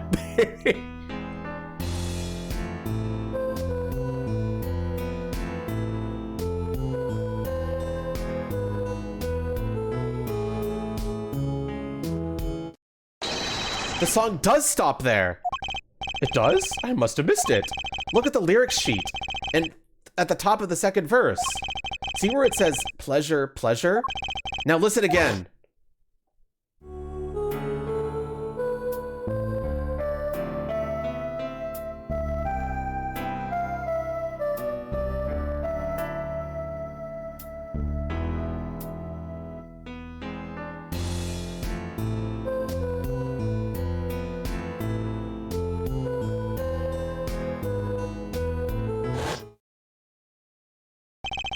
This is evidence indeed. I believe we are guilty of making a terrible mistake. The crime didn't happen during the third set. It happened during the second, during Lemoir's ballade. If that is true, then no one on stage during the second set could have been the shooter, which means that Darian Gresham could have done it. He wasn't on stage for the second set. Well, Prosecutor Gavin, fascinating. I don't believe I've ever seen a trial turned around quite so thoroughly. That one problem remains. What's that, Prosecutor Gavin? Everyone's theory does have a certain kind of logic to it. Yet it is entirely based upon Lemoir's testimony. Yes? Is there a problem with this? Well, it's quite simple, though it pains me to say it. What if she is lying to protect the defendant? But you have no proof! All I'm saying is that the truth is yet unclear, until we hear directly from the man himself. The man? You don't mean... Yes. Though he is a friend and a band member, Darian Gresham must take the stand. I see no other way. As someone with a new perspective on the case. As a suspect, to be frank.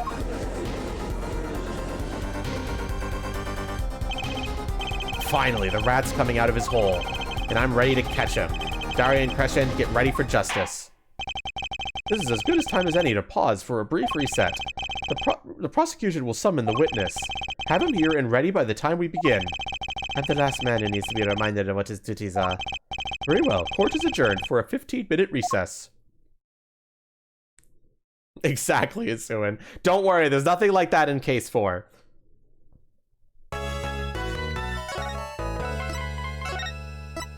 I'm also going to take this opportunity to take a break myself to refill my water and stretch a bit.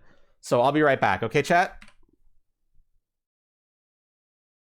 Enjoy these ads, motherfuckers!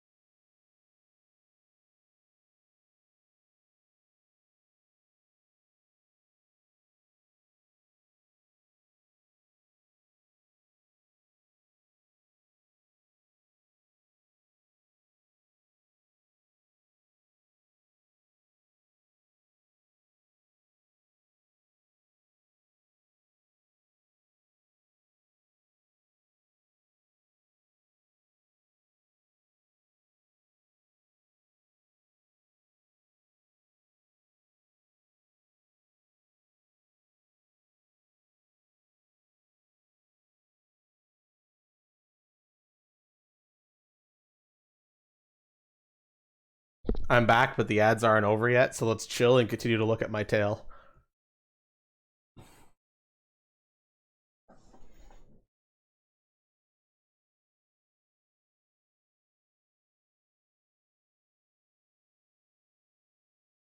Nice tail, thanks. Chad, did you know that having a long tail extending from my rear end feels exceptionally good to an extreme degree? Did you know that? I bet you didn't know that. I bet you didn't know that, Chad. Well, now you do. Now you know that. Anyway, I guess we're going to continue looking at my tail as we go into part 2 of the trial.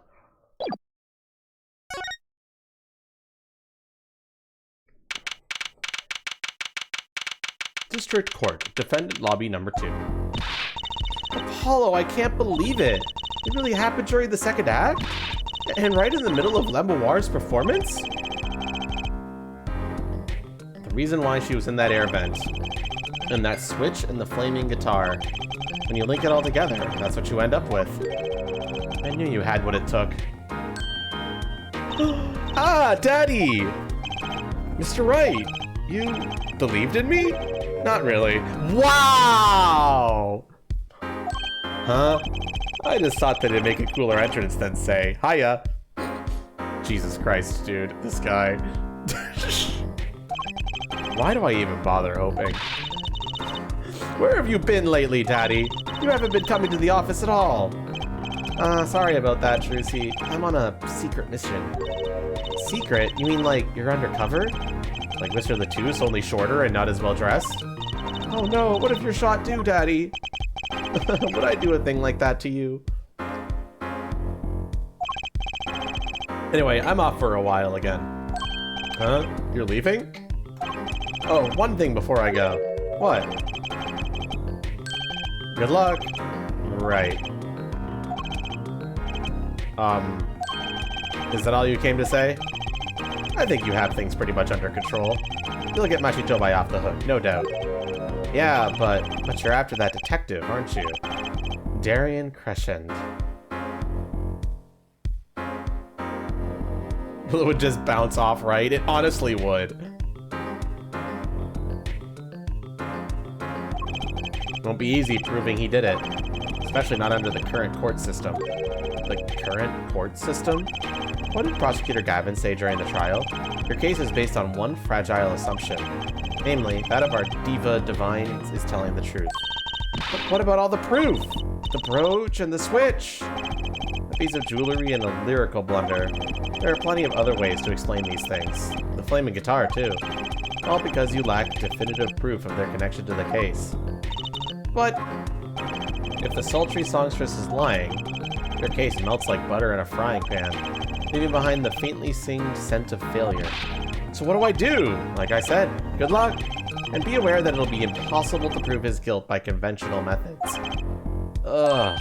Oh, that reminds me. I have something to give you from our detective friend. Detective Sky? Emma? Let's see. This bag of snacks here was meant for me. Ah, here it is. What are those, Daddy? They don't look like very good snacking material. They were found at the scene. Analysis of the fragments revealed traces of gunpowder. Gunpowder? Probably a firecracker or something similar, like the ones kids are into these days. These fragments were found under the sofa at the scene of the crime, actually. Under the sofa. Hey, Apollo!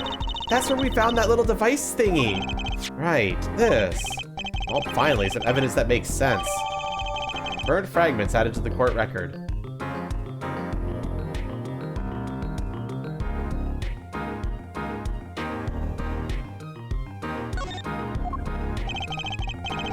That's all from me, I suppose. See you after the verdict. Maybe. Right. Every man has an igniter inside him. Excuse me? Find Darian Crescent's igniter and set it off. And he walked out the door, just like a magician, normally. Whoa, what does he want us to do? No conventional methods? What does that mean? Guess we just have to take his advice and hope it makes sense when the time comes. I guess. We're almost at the finish line. Hang in there, Trucy.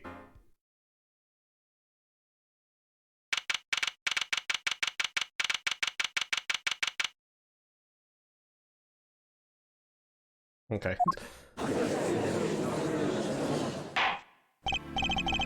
Court is now back in session. Prosecutor Gavin, where is Detective Crescent? In the witness lounge, ready to be called at any time. Very well. Might I add, I don't believe any of this. Darian was the first detective I ever worked with. We stopped working together when he moved to Criminal Affairs Division 3. But as a guitar player, it fires my imagination. That's nice, but it has nothing to do with the matter at hand. Correct? Oh, I know. Ed Forehead. Very well. Call the final witness to the stand.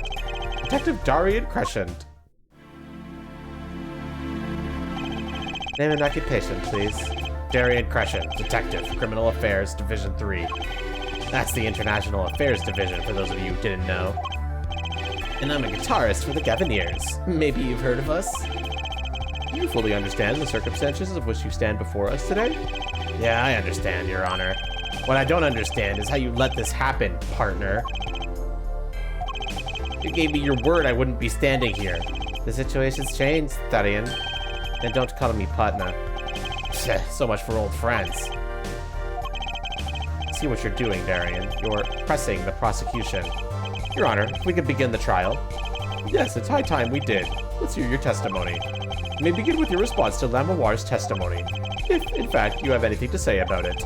Oh, I got plenty to say. Lying must be a national pastime in Virginia. And wherever you're from, Mr. Justice. Conventional methods are out the window, huh? There goes nothing.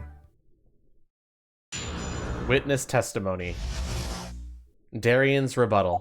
The diva's lying, plain and simple. She got nothing to back up her story. In the first place, she never heard my voice. She forgot the words because she heard gunshots? As if. Didn't Detective Emma Sky hear those gunshots during the third set anyway? The shooting took place when I was on stage, man.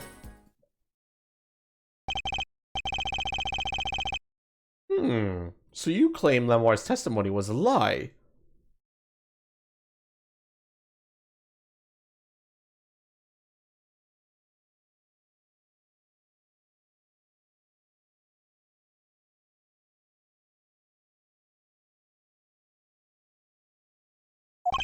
Hey, don't get me wrong. I dig what she's doing, trying to protect that kid.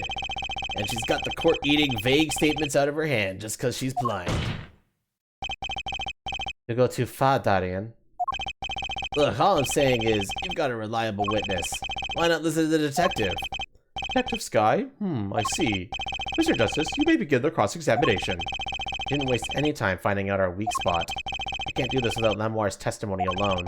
I'll have to find some other way to prove when the shooting took place.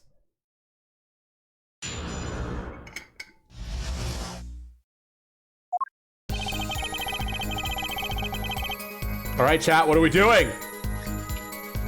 I'm gonna press until you guys think of something.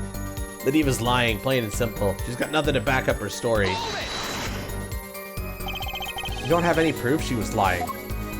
Oh yeah, kid? You saying I lied? No, I'm just saying, Apollo, glare back at him. Couldn't help it, I flinched by reflex. Detective Crescent. Yeah, what do you want? Nothing. Apollo, chin up, back straight, you're wilting. This guy's hard as nails. He makes Walkie look down like cooperative. Look, there's no way the diva remembers my voice. In the first place, she's never heard my voice. You never talked to her even though you were playing in the same concert? Not a word, as far as I can recall. But weren't there planning sessions or something? Gavin took care of all that himself. Darian wasn't involved in any of the meetings with her. Ugh. As if you could just go around remembering everyone's voice like that anyway. Only an idiot would believe that. Lamoire's hearing is very sensitive. She can remember him even if she heard of him. I'm sure of it. I just can't prove it. I need proof. She forgot the words because she heard gunshots? As if. We know she missed the words. The mixing board proved it. Oh yeah? There was a mistake. But blaming it on gunshots is just a lame excuse. What do you mean? The mixing board proves what? It proves there was a mistake in the song. A miscue. So, she just flubbed it up. Big time, that's all. She spins the story about a gunshot to protect the kid, cover for her own goof. Man, I'd have to hand it to her. She wasn't sticking to me at the same time. Tyrion, watch what you say. Number 1 is an artist. She just flubbed it up? That's no small accusation for a performer of her caliber. Yeah, she's got to you, alright. I can see it in your eyes. I tell you, most of her stuff is so pretentious. It's way over my head. I'm detecting a rift in the Gavanir's ranks. Anyway, she's too close to the defendant. Her testimony can't be trusted. You ask me, I'd go with Detective Sky's story at the drop of a pick. Didn't Detective Emma hear those gunshots during the 3rd set anyway? Actually, I was there too. So I hear. Which means you heard them too, right? The gunshots? Yes. We heard gunshots. Neither I nor Emma actually saw the shooting, mind you. Huh. I guess you and Lamoire got the same excuse then. You know one thing for certain here. There were gunshot-like sounds that emanated from the room during the 3rd set. What we must determine is whether those sounds were actually gunshots. Machi heard them too. Remember he said he ran for the air duct when he heard them? So, how do we figure out just what those gunshots during the 3rd set were? The shooting took place when I was on stage, man. That could have been what the shooter wanted us to think. I'll tell you what the shooter, that kid, wants you to think. He wants you to think that Diva heard me in that room. Ugh, back to relying on Lamoire's testimony. As much as I'm enjoying the Darien and Forehead show, there is no need for such tempers. Don't make us into some comedy duo. Does this mean the Gavin and Darien show's cancelled? Neither of your claims can be proven or disproved. You can argue for days like this and get nowhere. Skinner Gavin is quite right. This court will hear no further discussion on this topic without new facts. New facts, huh? He's pretty eager to paint Lamoire as a liar, isn't he? Yeah, because her testimony is basically our entire case. This is tough, so what do we do? Got a few ideas. I just need to find another way to prove it didn't happen when he says he did. So this is statement 3 right here. She forgot the words because she heard gunshots, as if. Statement 4. Didn't Detective Emma Sky hear those gunshots during the 3rd set anyway? Is it one of these you're thinking of, Kite?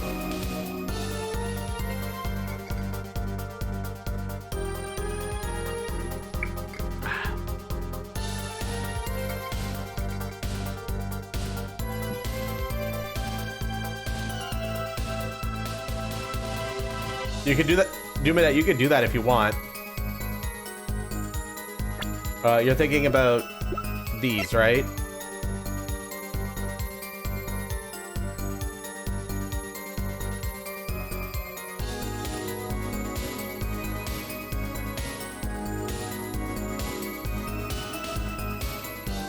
Are we committing to this?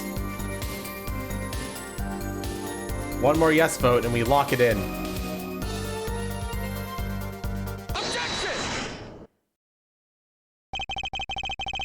Some things were found at the crime scene after yesterday's trial. What things? The first was this small device. That's the remote triggered igniter. Correct. And one more thing. What are those? The remains of something burnt? Not another guitar, I hope. Traces of gunpowder were found on these fragments. We have a report that it was something like a firecracker. Huh? How did Gavin know about this? Ah, do you think Detective Sky works for you? I received the report this morning before coming here. That's when I made my decision, actually.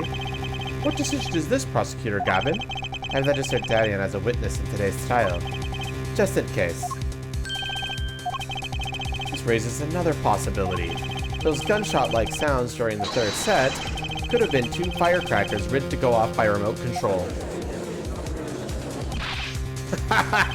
You've got an active imagination, don't you? But you shouldn't say every little thing you think. Your explanation there seems a bit too convenient to me. How so? Oh, you're saying these firecrackers just happened to go off right when 2 witnesses came walking by? Ha! That's right! Darien was out on stage when it happened, Apollo. How would he know someone was backstage right then? The firecracker goes off in the forest and there's no one to hear. You get my drift? Why go through the trouble, man? Ugh! How do I explain this? May not look it, but Darien is a gifted detective. Show any weakness and he's sure to find it. He may not look it. Partner? Gee, thanks, man. That reminds me. I happened to pass through that very hallway several times that day myself. And I saw something odd there just before the third set. Something odd? A headset. The kind all the band and staff members were wearing. That's right. You picked this up in front of the door to that dressing room. What if the headset wasn't dropped but placed? And what if it was turned on? You could hear what was going on in that hallway, even if you were out on stage. Whose side are you on, Gavin? Listen to me, Darian. There are no sides in the court of law. Which is why I now turn to you, Forehead. I have a question for you. For me? The ignited and the bird fragments that were found at the scene of the crime. It's certainly a possibility that they were part of a ruse to fake the sound of gunshots. Throw in the headset from the hardware into the mix and you could fabricate an alibi. But we're still no closer to proving anything. Those gunshots might have been real or fake, we can't say. Ugh. You've raised the possibility that the shots heard during the third set were faked. Now you need to prove the other half of the case. The other half? Look, I'll just tell him. He wants you to prove the thing went down in the second act. Well, our little piano player was on stage. That right, Gavin? Indeed. If you can't prove that, then to continue this cross-examination would be pointless. Well, Mr. Justice, can you prove the crime took place during the second set? Yeah, I think. You better know, Apollo, otherwise we're through. It can be proven. You make it sound like someone else is going to come along and do it for you. Let's continue with the cross-examination then, shall we? Witness, your testimony, if you would. This isn't going to be easy. I need some decisive proof, and fast. You ready, kid? 'Cause I am. The shooting took place during the second set. If you're so sure, let's see your proof.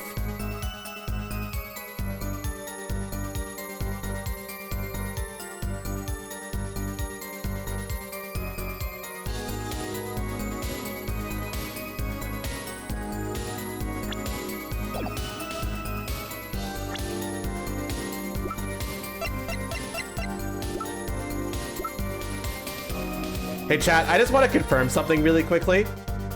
I want to check something, okay? But checking it will make it very obvious what the answer is. So I'm just gonna do whoop, and I'm also going to go whoop. So now you can't hear anything.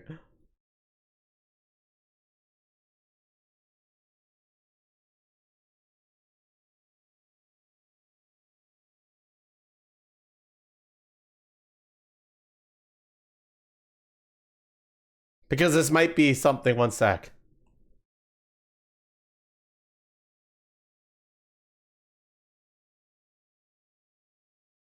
Hey, Zacinator, thank you for the follow. Give me a second.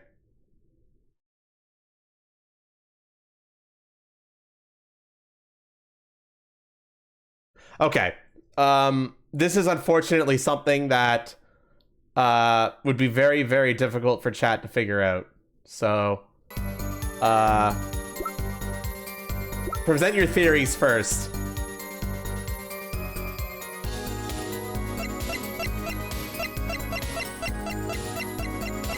Why not make it official, Kite?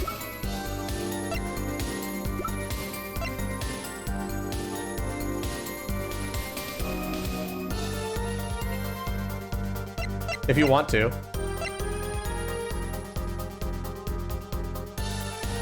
Okay, so I'm gonna tell you right now, you guys are correct. But now I'm gonna show you why you're correct. So you see this, the mixing board actually has the Guitar Serenade on it right now. So.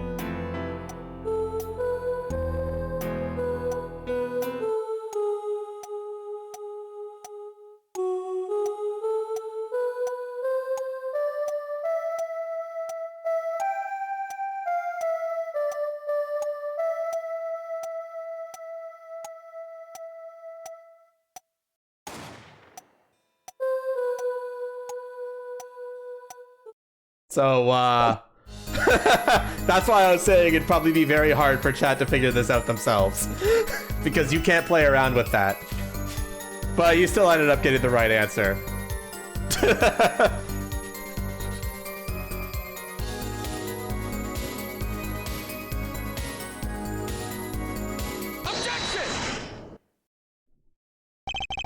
It seems there was clear proof left behind. Right here in Lamoire's song. Her song?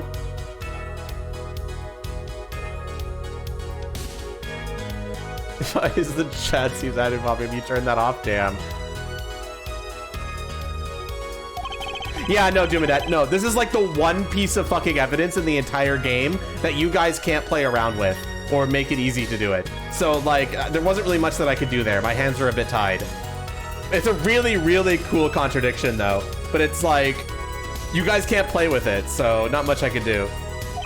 A new variety of gramophone, perhaps? Come on, we just used this. And don't get me started on gramophone. This device is used to record the performance part by part. Parts? You can move the sliders to adjust the volume. Each instrument is adjustable separately, Lamoire's voice included. Oh, but what does this prove? According to Lamoire's testimony, at the moment of the shooting, she forgot the words to the song. Ah, you intended to examine the recording at that moment, yeah? We might even hear those gunshots. Exactly. Ridiculous.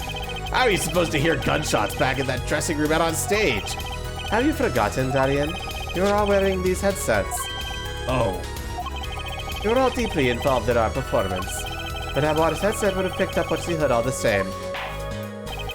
So let's get to analyzing that recording. Right now! Lamoire stopped singing when she heard the shots fired. Find that spot and I'll find the gunshots.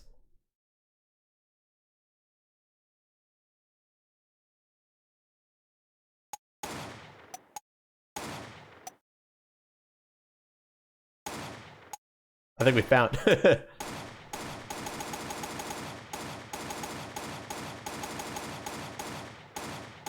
Hi, your imagination. Yeah, sorry. We're at pretty much the end of case 3 now. I don't think I can catch you up at this point.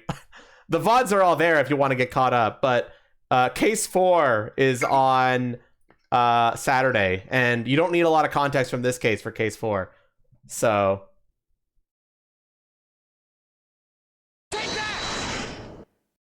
Your Honor, listen closely to this part. This is the track with Lamoire's vocals.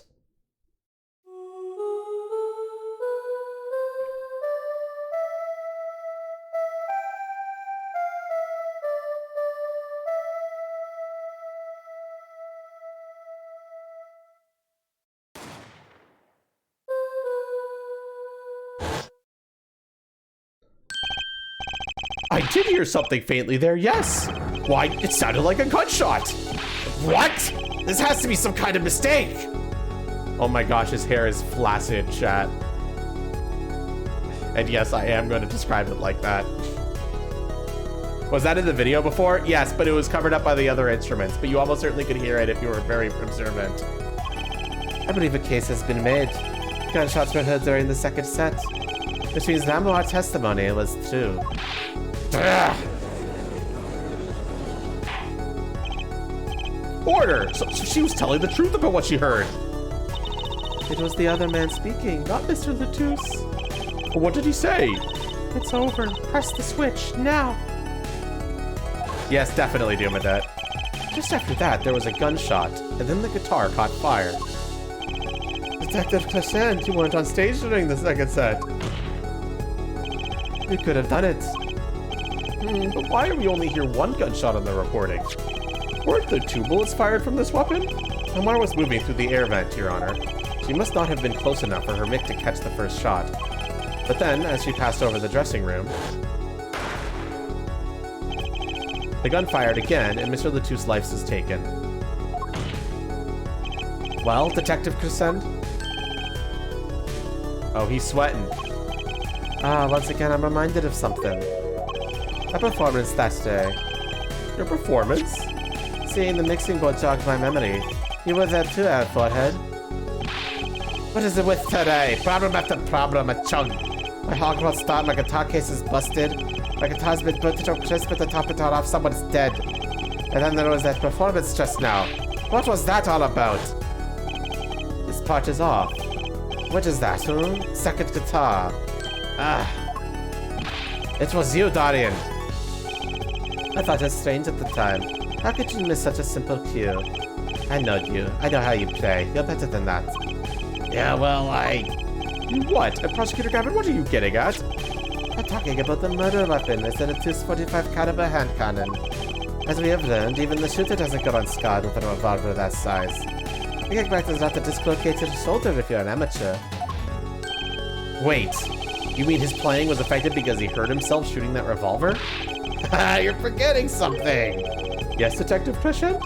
I am a trained police officer, you know? I've had firearms training. Plenty of it.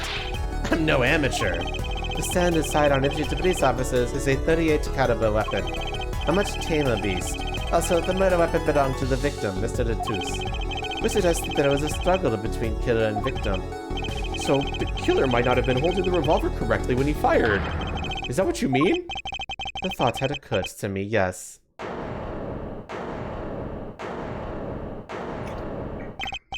Well, does the witness have anything to say to this? Detective Crescent! What I want to ask is what Mr. Sleeves rolled up ready for action has to say. Hey, you, attorney. Me? Exactly which piece of your evidence is decisive again?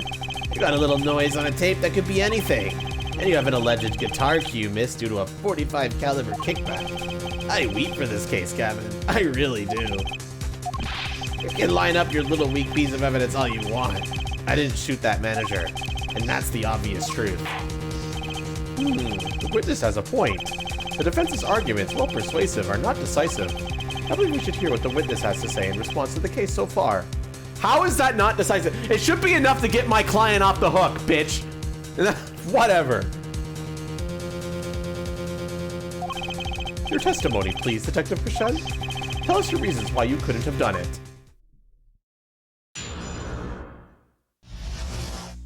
Proof of innocence. Come on, why would I even want to kill that manager? You want a reason? Easy. I got no motive, man. This was that diva's first trip to this country, right? How could I possibly know her manager? If I didn't know him, why would I want to kill him? A simple reason indeed. Investigator Gavin, is it the case that Mr. Letus has been in our country before? According to our records, yes, not even once. I see, very well. Mr. Justice, you may begin the cross-examination. Great, now I need to find a motive.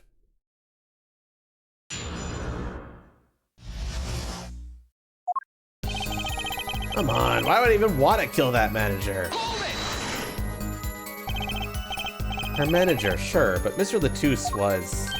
Oh, right, sorry, an Interpol agent, wasn't he? I just have trouble picturing that big lunk as an undercover cop, you dig? And not a very good one, seeing as we got wasted. That's cold, dog. Not that it matters either way. See, I had no reason to kill the man, wherever he was.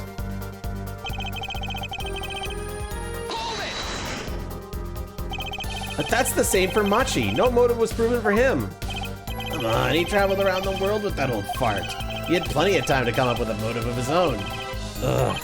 More than I sure did. I mean, think about it. This is that diva's first trip to this country, right? Darian, you're a detective with international affairs? Yeah, what of it? Even if this was Mr. Letus's first trip to this country, you still could have met him prior to the concert. Huh? Or don't you take any international trips in international affairs? That's right. Well, Detective Crescent. That's your game, is it? Guess I better confess then. Confess? Yeah, it's a bit of an embarrassment, but I've never been sent overseas. What? But you're an international... See, me and Blaine's got a difference of opinion. We don't like each other much. My condolences, Futhead, but he's telling the truth. He's never set foot outside of the country, I can guarantee it. As it turns out, my division has plenty of work to do locally as well. That's so unfair. How could I possibly know her manager? So you didn't fraternize with him at all during the concert? Fraternize? I don't think we've exchanged a single word. As if anyone would want to talk to that old Eastern blockhead. Now the ladies, that's a different matter altogether. So you see, if I didn't know him, why would I want to kill him? You sure about that? What? What? Wipe that look off your face before I do it for you. Listen, you try throwing out one of your wild accusations, I'll throw it back at you so hard you'll forget who you're accusing of what. F1 perhaps it's best if you let your evidence do the talking, yeah? Man, what evidence? That's what I want to know. So he's using the motive question as ammunition, huh? Well, I've got ammunition too. Evidence.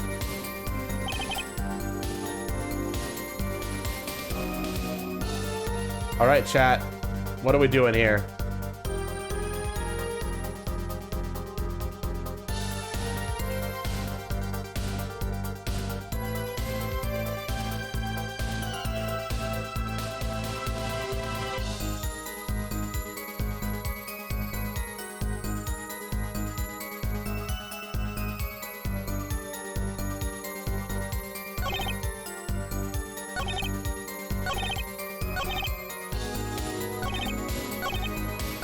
Is this you're making your brain think thonk?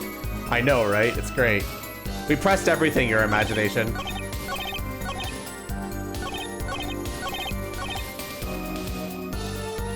Oh, by the way, do you want me to give you a recap of the case so far, your imagination?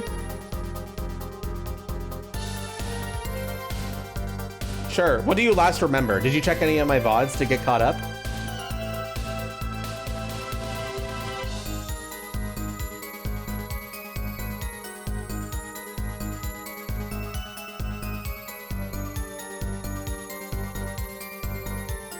This was the start of investigation 1. Okay, you're very far behind then.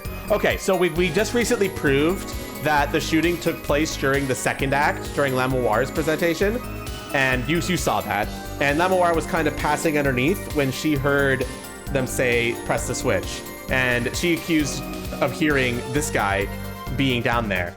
So right now, we're trying to figure that out. In the meantime, during our investigation, we also discovered that Mr. Latouche was an Interpol agent, and he was investigating something. We came to the conclusion that he was investigating this replica, which is a cocoon from which a remedy for incuritis may be extracted. This replica, this Virginian cocoon is punishable by death in Virginia for smuggling it out of the country.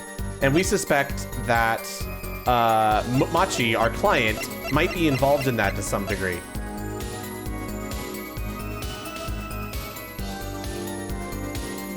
You really should, Zach. This Ace Attorney is such a good series. I highly recommend it.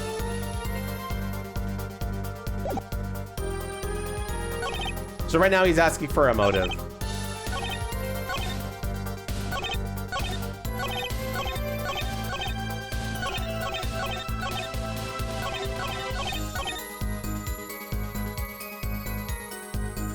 And that's a good little summary of what happened so far, your imagination. The evidence should give you a lot more context as well. The evidence is actually pretty thorough, and you should be able to kind of piece some stuff together. But if you have any specific questions on what happened in the case, just ask and I'll answer.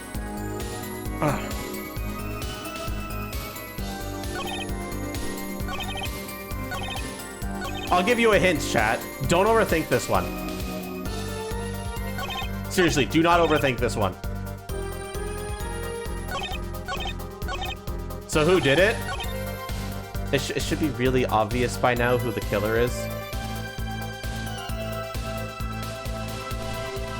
Like, I don't think I need to tell you. You should already know.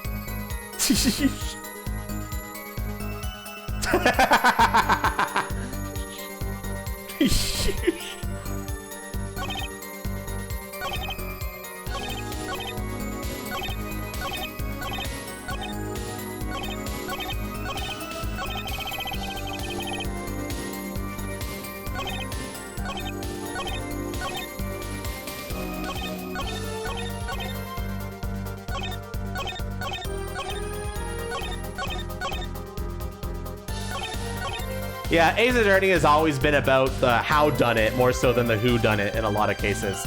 But there are some very genuinely good who done it's that are a surprise still. But for the most part, it's pretty obvious who did it in most Ace Attorney cases. Except for some exceptions. But it's more about the how and the backstory and stuff that you're trying to piece together that makes it so interesting.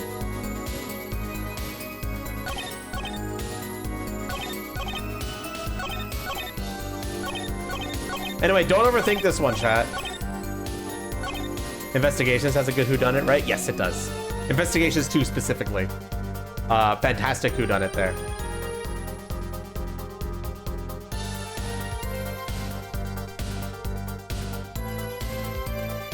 Statement 4. That's this one. Sorry, which newspaper are we presenting? There's 2.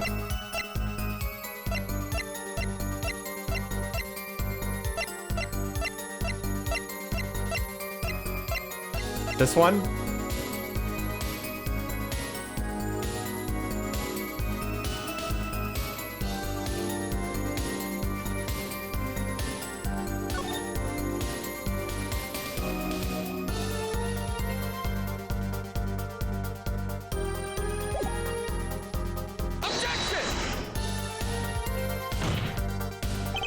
The witness statement is clearly faulty, Your Honor. I'm sorry, but I could see nothing faulty.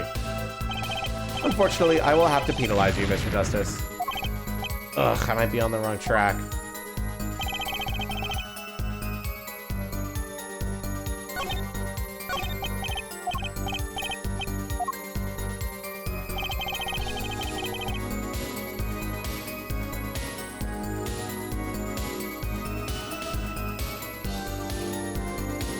Yeah, what Hanatoro said, it's more of about a how catch them, is the best way to put it. A lot of the times you generally know who did it about halfway through the case, and then the rest of the case is figuring out how you can convince everyone else that they did it. Through evidence and stuff.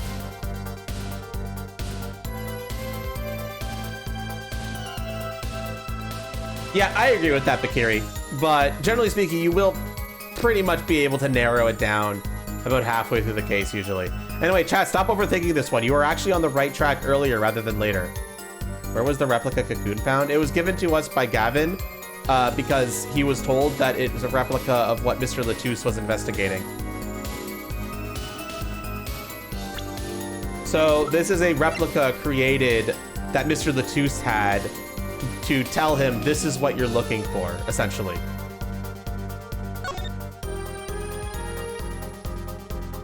Samples.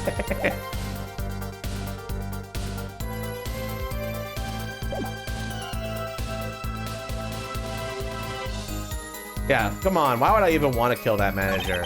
You want a reason? Easy. I got no motive, man. This was that diva's first trip to the country, right? How could I possibly know her manager? If I didn't know him, why would I want to kill him?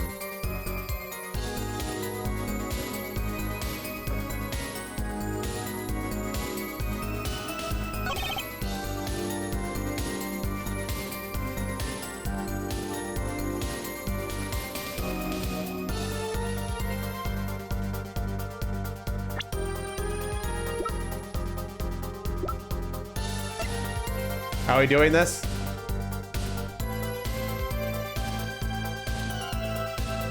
Kasuan seems to doubt on 4. But the evidence has, the crowd has spoken. Objection! Your Honor, take a look at this. Okay, that's interesting actually, because the guide I read said to present it on either statement 2 or 5. So I'm starting to think maybe you just needed to present the replica anywhere and it would have worked. Okay, whatever. What's that? Looks like candy. It's not. Don't lick it, please. Detective Crescent, ever seen this? It looks like a piece of candy. What it is evidence. Don't lick it before you try it. Specifically, this is a replica of a cocoon. It was found among the victim's belongings. A cocoon? I've never seen one that color. It is a variety only found in the Republic of Virginia. Now what else? Alright, but what is this cocoon replica doing in my courtroom? Surely this has nothing to do with a motive for killing Mr. Latouche. Does it? It does. Wait, I mean, I think it does. You don't sound so confident, man. A cocoon. Is it one of those silky cocoons? The kind that you can make, well, silk out of? Not this one. This cocoon makes a powerful curative. A curative? For what? Apparently, is most effective at treating a disease thought incurable. It is the only medicine of its kind. However, it is illegal to take one of these healing cocoons out of Virginia. Whatever for? If it's such a miracle cure, why not share it with the world? Yeah, that's what I've been wondering. We looked into the matter at some length. Apparently, it isn't difficult at all to manufacture the remedy from the cocoon. Yet, if you change the process only slightly, you can easily make a large quantity of something else entirely. A deadly poison, in fact. What? There was an incident several years ago where some of these got out onto the black market. It caused quite the commotion in the global community, though the media was kept largely unaware. Intriguing. All this has led to a strict ban on cocoons export, one rigidly enforced by Interpol, among others. Interpol? Right. The victim, Romian Latus, was an Interpol agent. Detective Crescent, you insist on referring to him as a manager, but that is misleading. Romian Latus wasn't killed as a manager. He was killed as an undercover agent. So I was trying to smuggle this gumball into the country? That's what you're trying to say? I'm saying that could well be a motive for murder. Oh, so I was gonna sell it on the black market, make myself a pretty penny? Ridiculous. I mean, totally unthinkable. Unthinkable, you say? Why? Perhaps it's time for another testimony about this smuggling of cocoons business.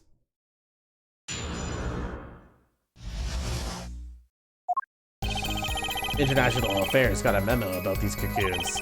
Interpol's all hot and bothered about them. Can't sell them on the black market. Too dangerous. Yeah, cocoon smuggling ain't exactly lucrative anymore. Man, I'm in International Affairs. I know the deal. Indeed. Interpol wanted those cocoons bad enough to send Mr. Latus undercover. You kids think up the craziest things. No way am I gonna risk life and limb just to get my hands on some dirty cocoon money.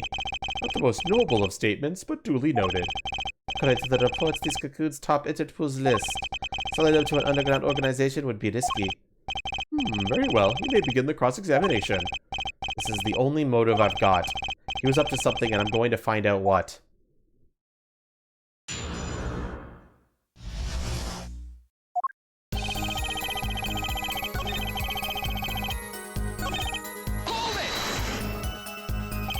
That memo, that's how you knew about the cocoons? Oh, nice one, nice one. I'm running scared now. You had to know about the cocoons to plan this. Just how well known are these cocoons? I'm embarrassed to admit it, but I never heard of them. Well, Lamar knew about them, not about their use.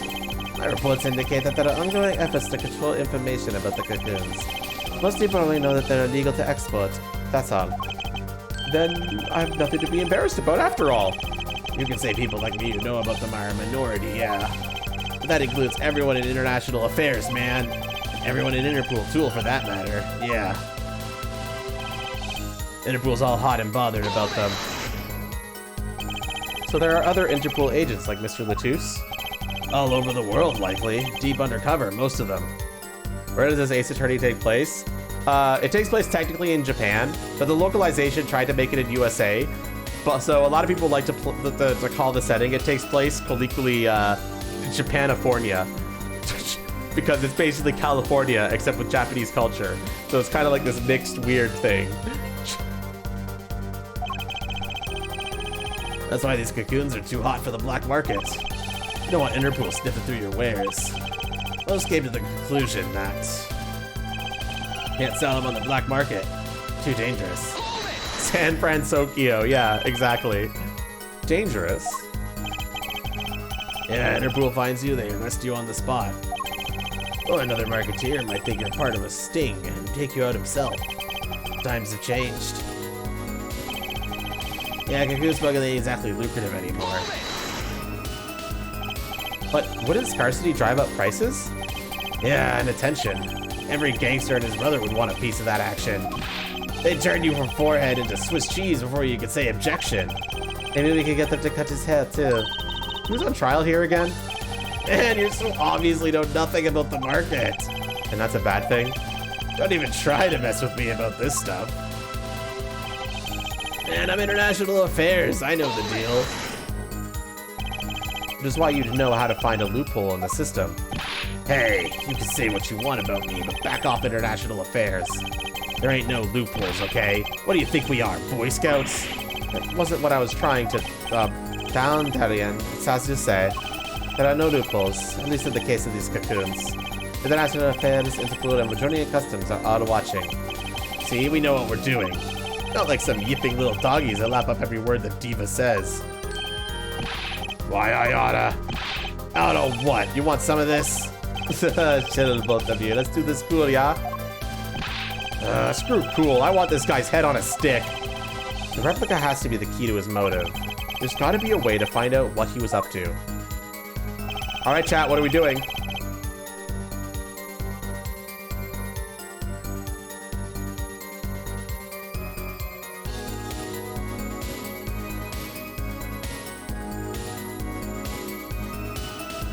International Affairs got a memo about these cocoons.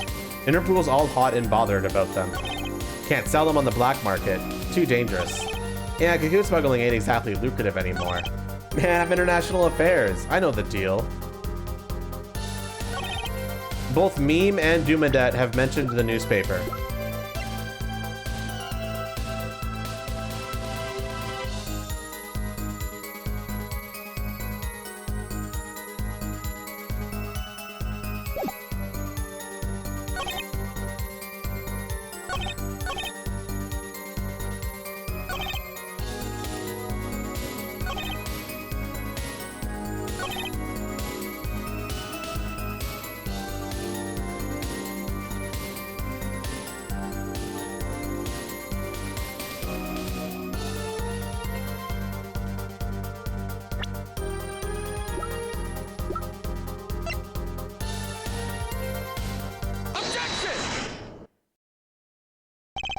Why not choose a less dangerous buyer then? I would. How clueless are you? Everyone in the market is dangerous. The second they found out I was a cop, I could kiss my keister goodbye. Why sell to a black market buyer?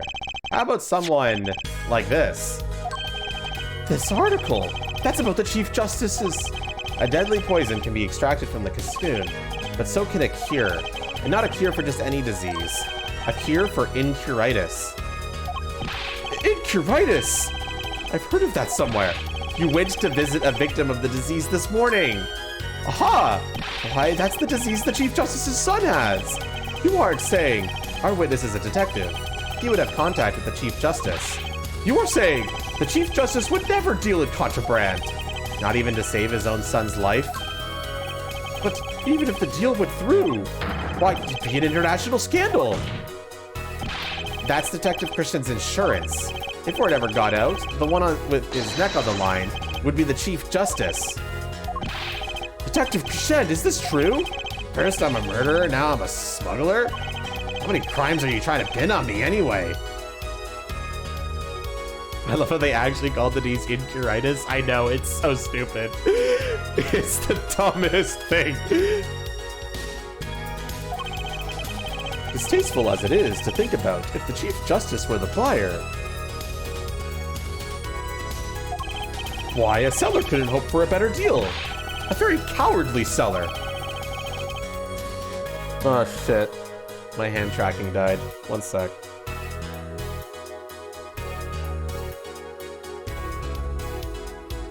Unobtainium, but medical, yeah. What was unobtainium from again? Was that also fucking Ace Attorney?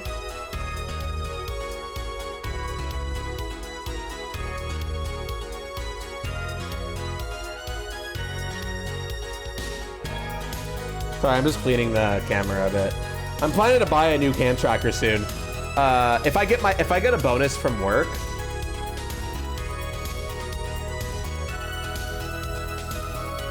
Oh yeah, it's from Avatar.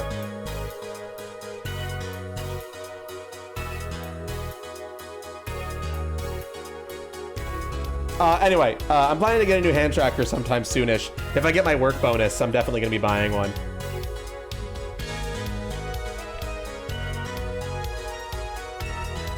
Which will, the hand tracker would do a better job at tracking things like my hands holding on to things, which would be amazing. And it has a wider range of capture. So I'm looking forward to that. So I made a deal with the Chief Justice. Where's your proof? Well, oh yeah, and you're forgetting one other important thing. Do tell, Interpol isn't the only ones out there watching this.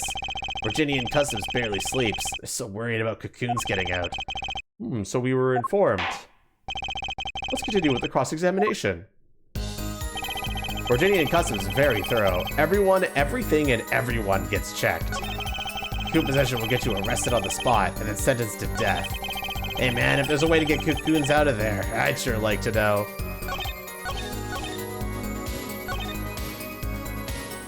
Alright, we have 3 new statements. Alright, let's press him, shall we? Just how strict is this customs check? Way strict. They keep planes on the ground for hours. I do not call it being a bit extreme. They're even confiscating gumdrops and marshmallows. Yes, it would be hard to distinguish them. That's right. Gavin was in Virginia, wasn't he? I remember setting off the metal detectors several times. I had to practically strip naked to walk through. Here's a travel tip for you, Gavin. Leave the bling at home, you glimmerous fob. Cocoon possession will get you arrested on the spot and then sentenced to death. The message till after you had the chance? Damn. That sucks, Sage. My bonus is apparently performance-based, so it's going to be based on my year-end review. But it could be pretty significant if what I'm reading in my contract is correct. So I'm kind of looking forward to it, but at the same time, I only signed that contract in August, so it might not be that huge this year because I've only been on this, like, new promotion since August, so we'll see. But my bosses and stuff have never said anything negative about me, so... And they always say, like, good job, congrats, you're doing great. And it's like, they haven't given me any negative feedback, so... Virginia has this rep as an idyllic, laid-back place. Truth is, they're beyond hardcore with security. The Republic of Virginia is a peaceful, pleasant country. This level of security shows us how truly concerned they are about these concerns. That's the situation. Hey man, if there's a way to get cocoons out of there, I'd sure like to know. You're in a position to know quite a bit about smuggling. Yeah, I need to know a bit for work, sure. Well, we get our reports of the failed smuggling ops. Not exactly something you want to go copying. But if you want, maybe I'll tell you a few of them. Maybe you'll succeed and get rich.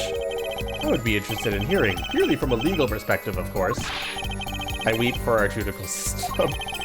The replica has to be the key to his motive. It's gotta be, okay. Well, chat, what are we doing? We got 3 new statements. We got Virginian Customs, very thorough. Everything and everyone gets checked. Cocoon possession will get you arrested on the spot and then sentenced to death. Hey man, if there's a way to get cocoons out of there, I'd sure like to know.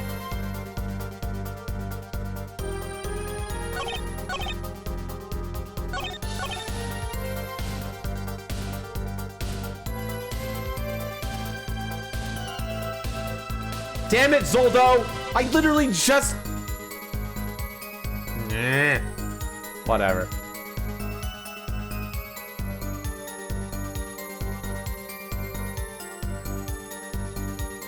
Zoldo just wants to see my fucking butt noodle, I get it. My butt tube. He's just saying that jokingly, meme. Like, hey, if you know, I'd like to know. Kind of vibe.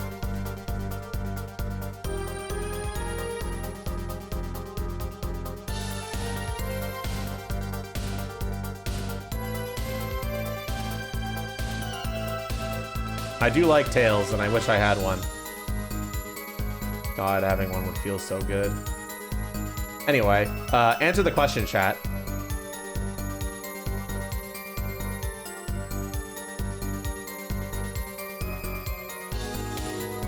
It's probably 5, but what's the evidence?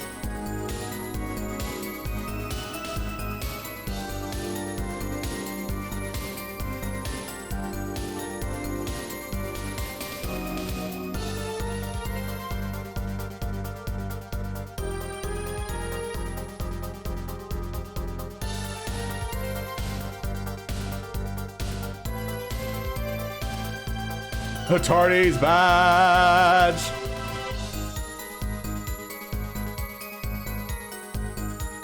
I will say one thing that will also be a bit of a hint. Your imagination probably won't have the context needed to answer this one. If that helps you think about it, then that might help.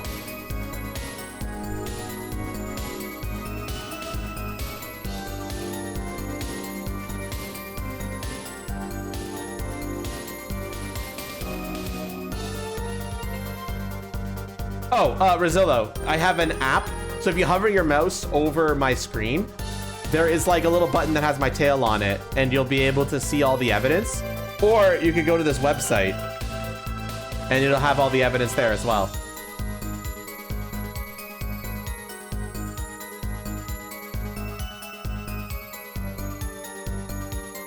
But unfortunately, because I said that, you needed to have some context for something that happened in our investigation yesterday to understand something about one of our pieces of evidence. If that helps you give a little bit of a hint.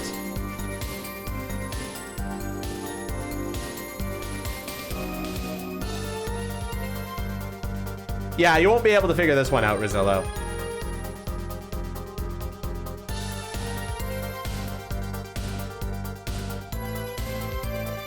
This was pretty tricky, but it's one of those things where it's like, it's tricky, but it's also very obvious once you think about it. If you remember from the investigation yesterday.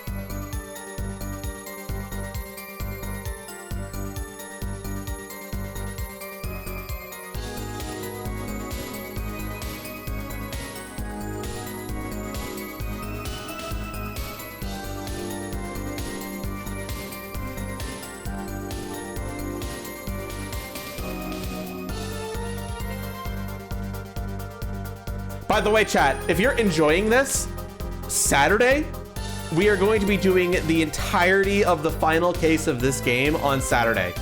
And I'm going to tell you right now, although the context of the first 3 cases of this game will definitely make the last case better, you do not need to know that context to solve it. So if you're enjoying what you're watching right now, set aside your Saturday, come here at 1:00 p.m. Eastern Standard Time, and we're gonna be doing the whole like 10-hour long case in one stream. And you can play along and you'll be able to figure it out and you'll have all the context.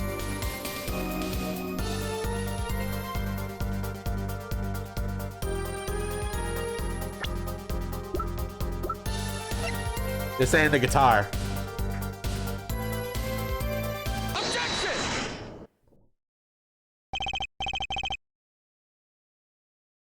Actually, there is one way.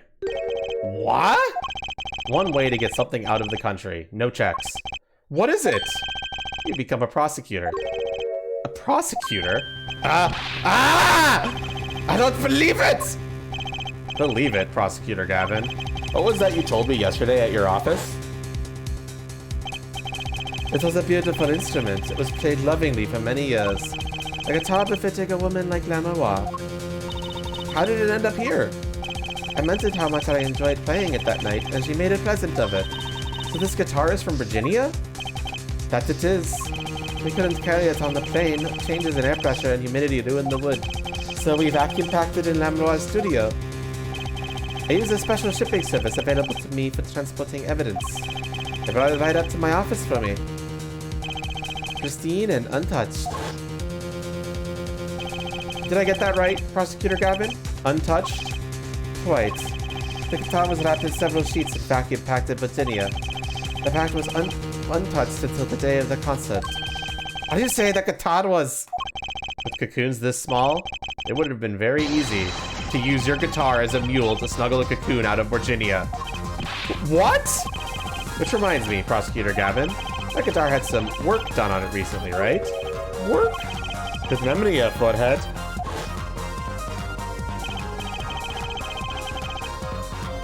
Now, do you know how guitars have a round hole in the front? It is called the sound hole. Well, they found something attached to the wood just inside the hole. A broken device of some sort. A broken device? Yes, this, in fact. An igniter! Exactly. Consider this, if you will. What if that igniter wasn't the only thing that was attached inside your guitar? You mean... He means this, of course. Ah!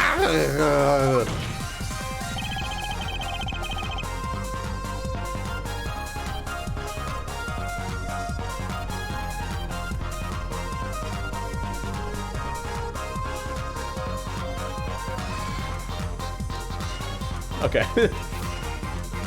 There was a way to get a cocoon out of the country. They could use Picky Prosecutor Gavlin's privileged guitar as a mule.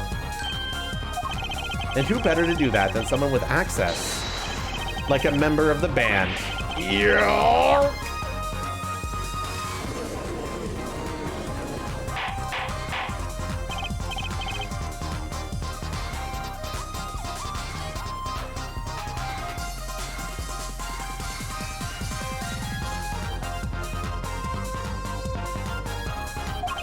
So the igniter was placed in there for a clear reason, it seems.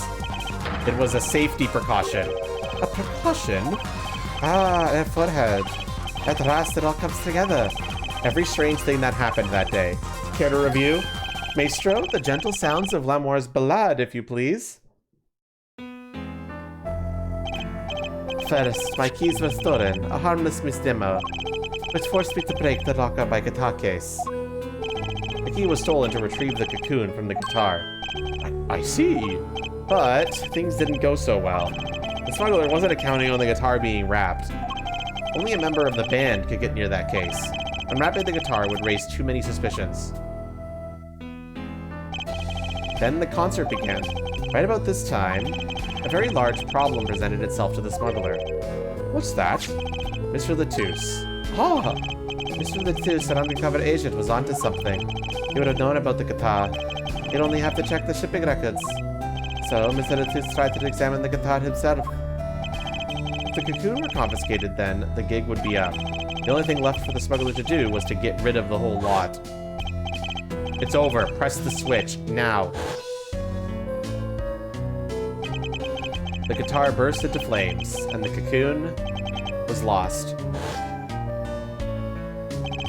And then... Mr. Lettuce died. With an Amar there to witness it. There's your case.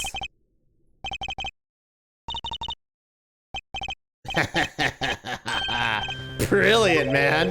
Detective Prushen, I gotta know, you make all that up on the fly? for a made-up story, it makes a great deal of sense, Darian. Republic of Virginia? Sorry, man, but I haven't even been there. True, you haven't. Let's see you make up a story for that, kid. How'd I hide the cocoon in the first place, huh? It's not so hard to imagine. You had help. A Virginian accomplice. That's all. That you had an accomplice was clear from the start. The voice Lamar heard proves it. It's over. Press the switch, now. You made this transmission from backstage. While your co-conspirator was on stage. But who was it? This is it. The coup de grace. And for once I know what I'm doing. There's only one person who could have helped him. Let's hear what Mr. Justice has to say then. But be warned, with a great accusation comes great responsibility. Make up your answer on the fly, as it were, and you'll be harshly penalized. Well then, let's save.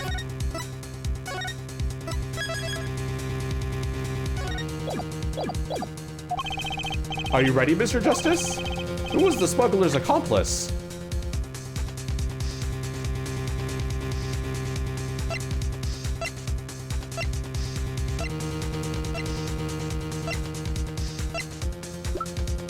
These are our options right here, your imagination.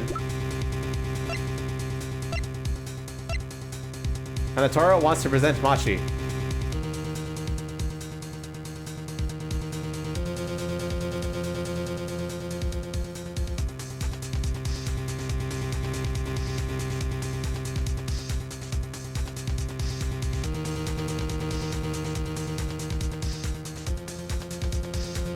Anyone want to confirm that vote with one more yes? Soldo did. There's only one person who meets all the requirements of the accomplice. And that person is the defendant, Machi Tobai. But Mr. Justice, he's your client. A defense accuracy accusing his client? That's a new one. I assure you, no one is more unhappy than this than I. But I am here to defend him in the murder of Mr. Lettuce. And I stand by my statement earlier, that he is innocent of that particular crime. Indeed, the defense is Virginian. He does meet the basic requirements to be the accomplice. But what if it was, in fact, Lamour? It couldn't have been. Well, you seem sure of yourself. The reason is electronic signals, Your Honor. Electronic signals? Recall that this remote only works to a range of 30 feet. Beyond that, it's useless. Yes, that's true. Now think back to the testimony. When the shooter made his transmission, Memoir was in the air vent, right above the dressing room where the shooter stood. Let's look at the stage diagram. This is the area that the remote could reach from the air vent. Well, looking at this, it seems that Memoir could still have done the deed. No. When the shooter made that transmission, the stage was slightly different than shown here. It was in the middle of the guitar's serenade. Part of the stage was raised. Prosecutor Gavin and the Memoir stand-in were in the air. They were on a tower, which happens to be 15 feet tall.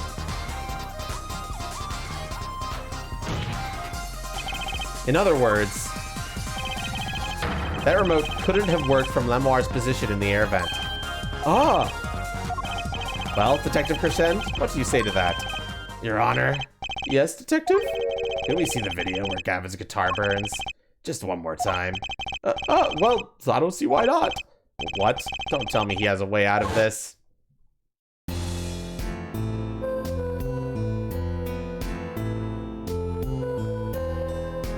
By the way, chat, yep, you get to see this again.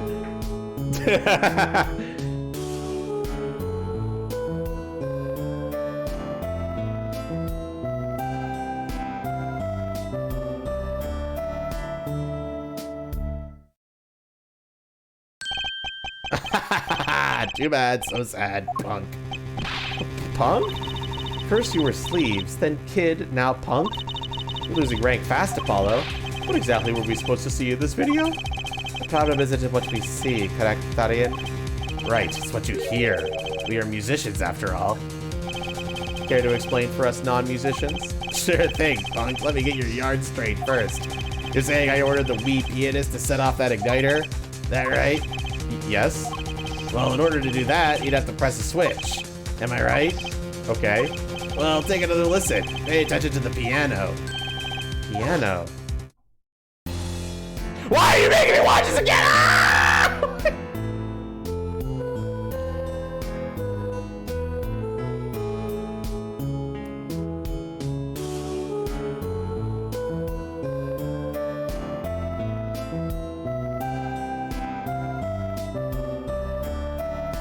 Okay. Okay, that's fine. What seems to be the problem there? The piano sounded just fine. And that's the problem, man. You still don't get it? Ah. Yeah, how's he supposed to hit that switch if he's playing?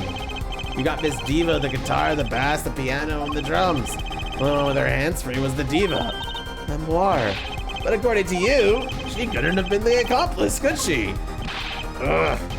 Your accomplice would have had a hard time helping out if they couldn't even press a switch.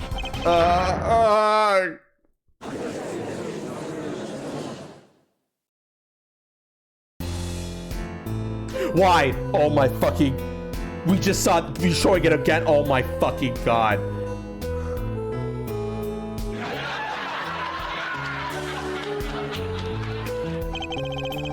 Piano plays non-stop.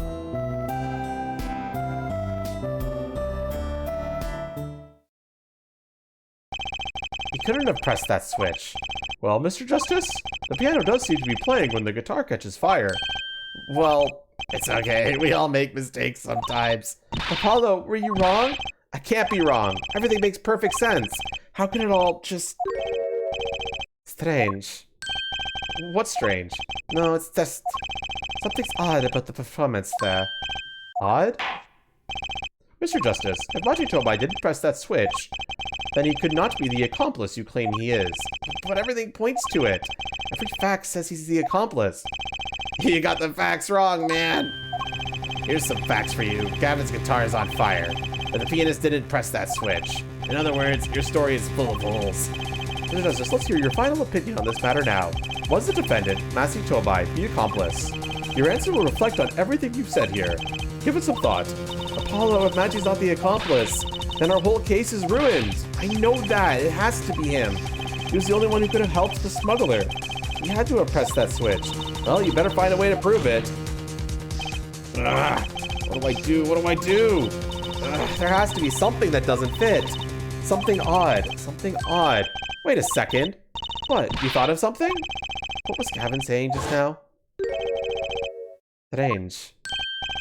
What's strange? No, it's just... something's odd about the performance there.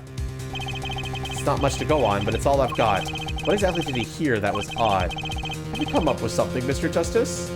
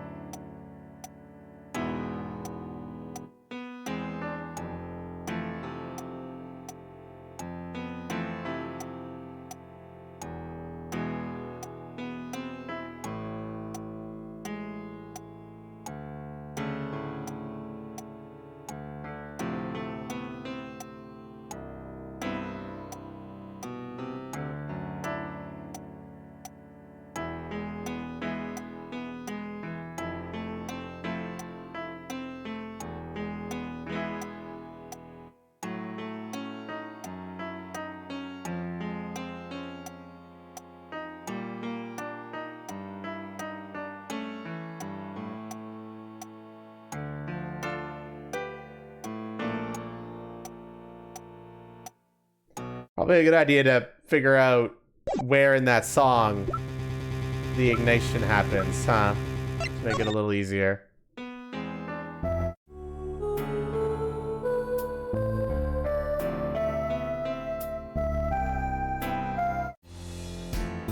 It's this part.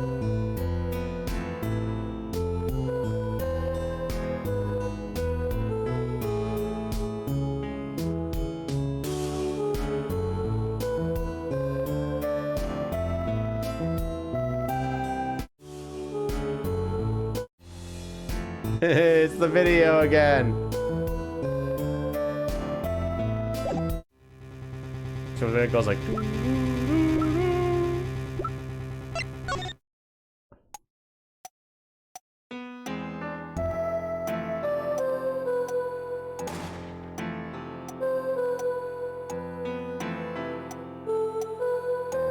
That's when the button was pressed for the igniter stage. We've already established what that is. Gun jump scare.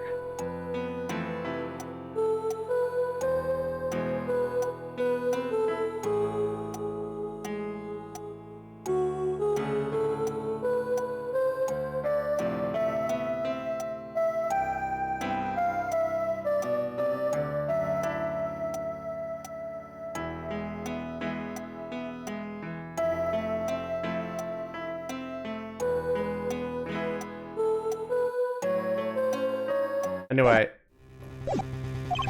may I remind you that everything rests on this? Can you prove Machi Tobai pressed the switch? Let's hear your final answer. Can you prove that Machi Tobai pressed that switch?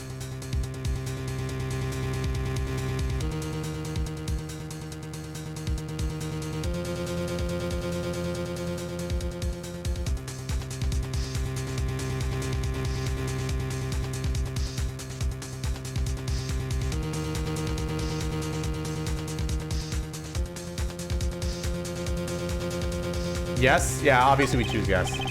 I don't know if you can call this proof, per se. But I can prove it was possible. And as prosecutor, it falls to me to ask you to show us evidence supporting this.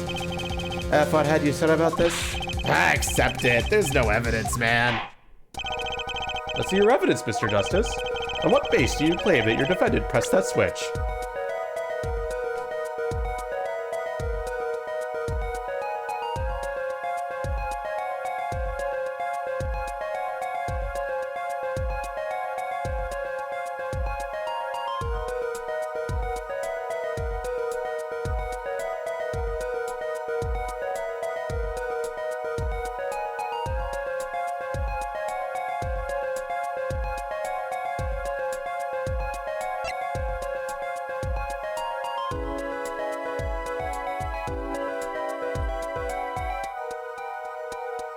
This is what Meme wants to present.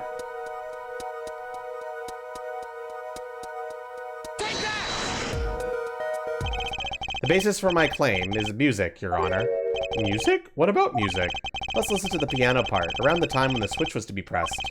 Right before the guitar burst into flame.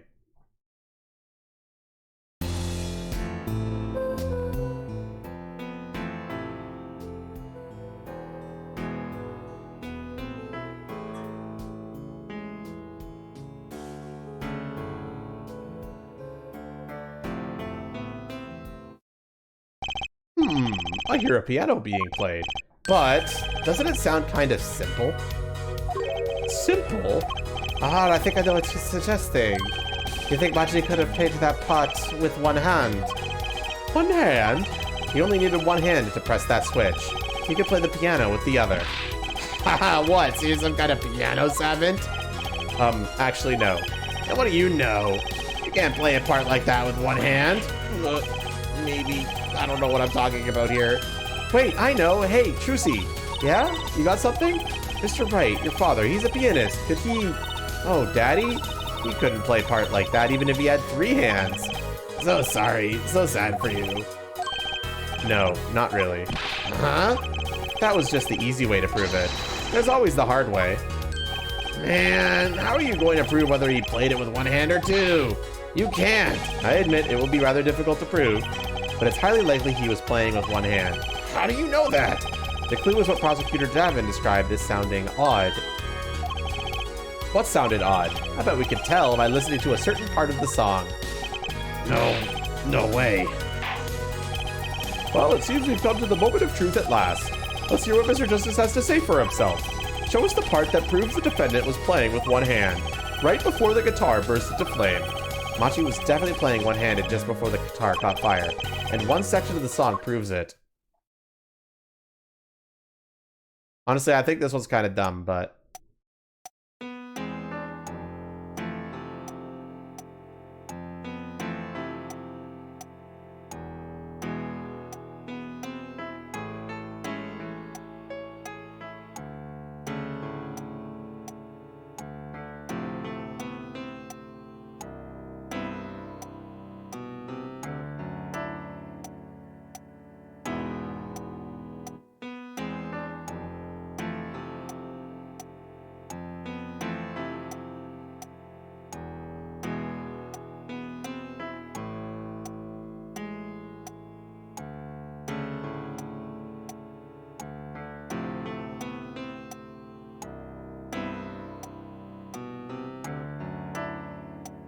This one's kind of hard, I'm gonna be honest.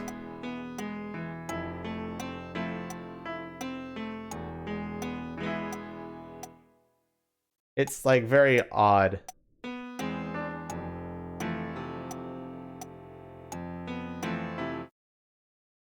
Remember, we've already established that this part of the song sounds odd and simple. We've already established that. So that's not what you're looking for, okay? Just to kind of wipe that out, okay? We've already established that the part right before the guitar goes on fire sounds simple.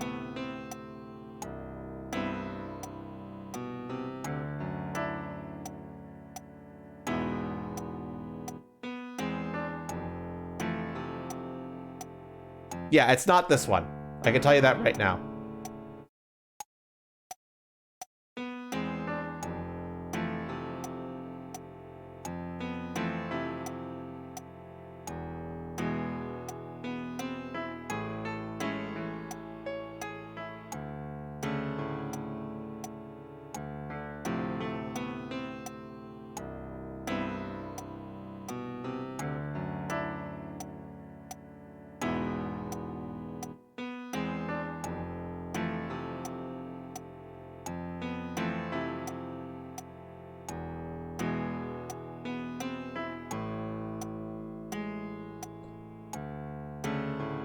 I'll be honest, you have a 1 in 3 shot.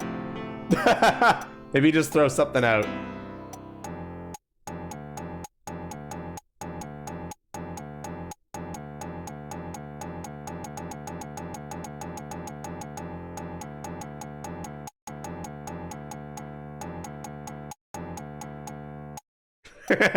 Jaws.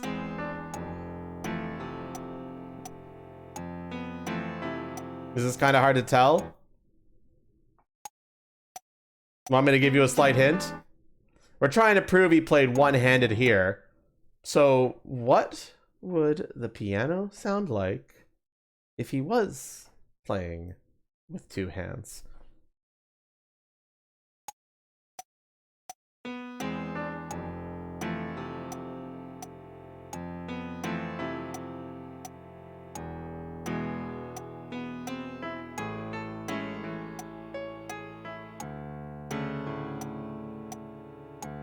That might have been too much of a hint.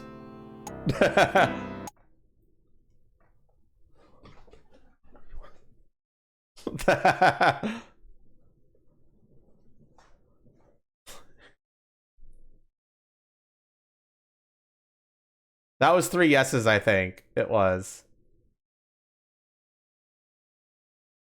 What section did you say? Section 1.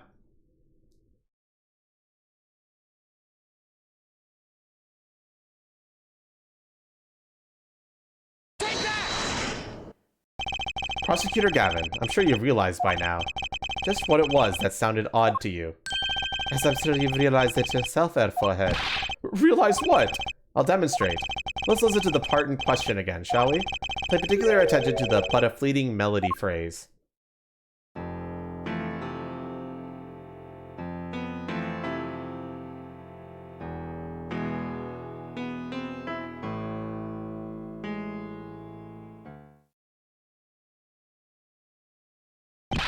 Man, how many times do we have to listen to the same thing? You're right, enough of that. Let's listen to another section, shall we? Another section? The guitar bursts into flame at the end of the second verse. Listen to the same spot in the first verse. Pay attention to "Oh, that night in your embrace."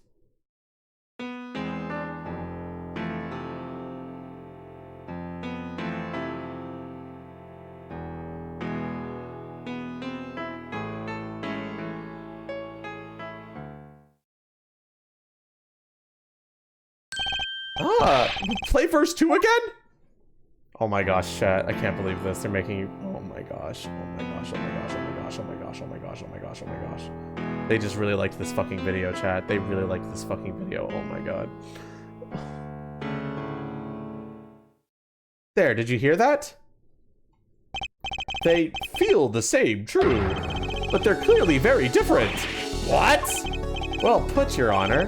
The phrase in verse 2 is quite simple, but the same phrase in verse 1 has high and low notes. You'd have to use 2 hands to play that for sure. Oh! What's that prove? I would think you know that by now. This is why I hate dealing with amateurs, man. The 2 verses are different arrangements. Happens all the time. Not this time, Darian.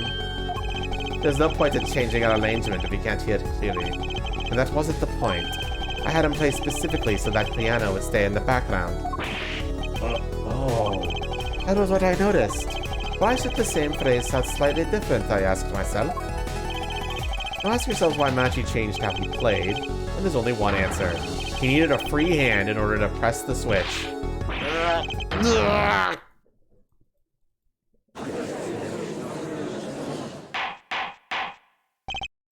Order, order, order! I believe this ties all the facts together. Well, Prosecutor Gavin? Yes, quite. Though personally, this comes at a terrible disappointment. What? No comeback? Can't believe it. I finally did it. I shut him up. Very well. Bringing an objection from the prosecution, I will now state the court's opinion on this matter.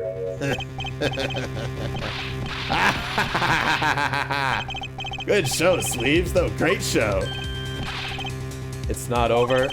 I don't like it when he looks so happy. You tell him, Gavin. Tell him what's so disappointing. Personally, I'm terribly disappointed. In you, Forehead. Huh? Me? Yes, don't get me wrong. Your case is solid. The facts all check out, but even now, you have yet to show us a single piece of decisive evidence. Yeah, but the facts. Anyone can see it was him. Unfortunately, anyone does not include the law. I'm afraid your case doesn't cut it. But 1,000 facts might point towards the same conclusion. But without decisive evidence, it's not proof. That's the rule under our current legal system. I don't believe it! It does not seem as though the defense has any more evidence to present. Oh, I think if he did, we already would have seen it a long ways back. It is unfortunate, but at present, this court is unable to acknowledge your accusation. What? The truth is staring us all right in the face. Why can't they see it? What's the point of a legal system that protects criminals? Apollo, remember what Daddy said?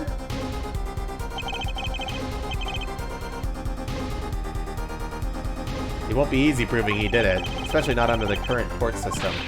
So what do? Like I said, good luck. And be aware that it'll be impossible to prove his guilt by conventional methods. Ugh, every man has an igniter inside him. Find Darian Krishen's igniter and set it off. I wonder what he meant by every man's igniter. I think he just meant a weak spot, no? The kind of thing that a single spark could turn into a wildfire of emotion. I won't be able to press him further by conventional means. I've got to find a weak spot in this guy. Something fatal. Oh, can I get back to work now or what? It may look like I got a lot of time on my hands, but I got no more time to play pretend with this deadweight attorney. Well, Mr. Justice, we've come this far without decisive evidence. This witness won't be coming back to the stand once we let him go. Every man has an igniter. Huh? Didn't you say the better the guitar, the brighter it burns, Prosecutor Gavin?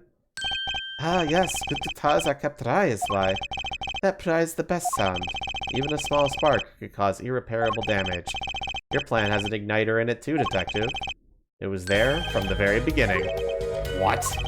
Fighting time, Justice. If you blow this one, he'll be out of your hands for good.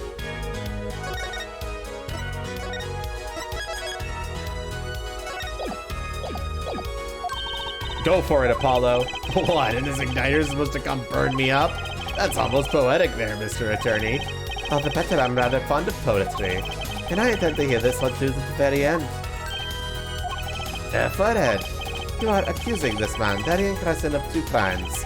The murder of Mr. Etus and the smuggling of a Budinian cocoon. This is your last chance to prove your case.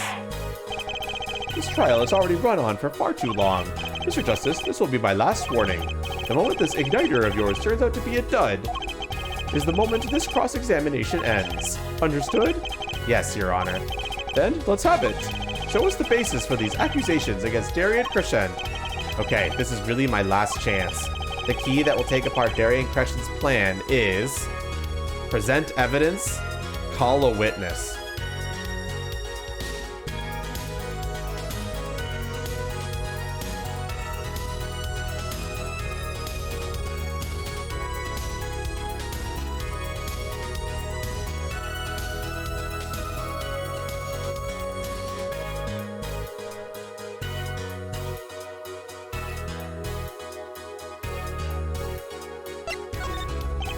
Your igniter isn't a piece of evidence. So what is? It is true that I couldn't show decisive evidence. Perhaps what I needed to prove my case was something else. You mean a witness?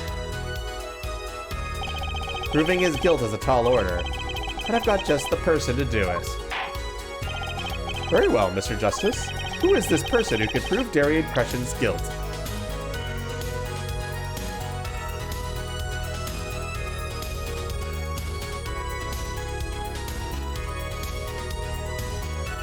Who is it, chat?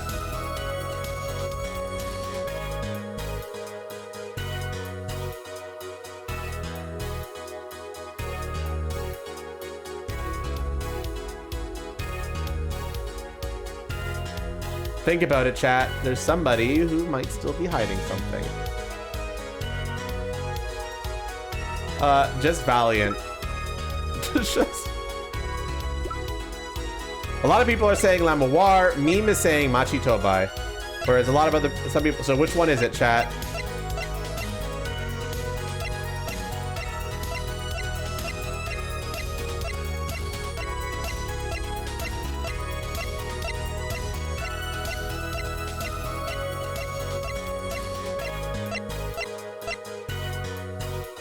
A lot of people are saying Machi now.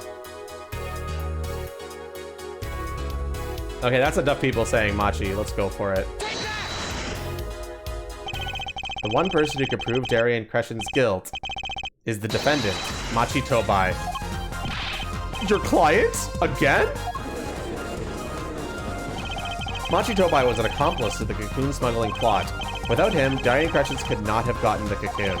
Furthermore, he can easily prove that the one who plotted to smuggle the cocoon is the real criminal in this case.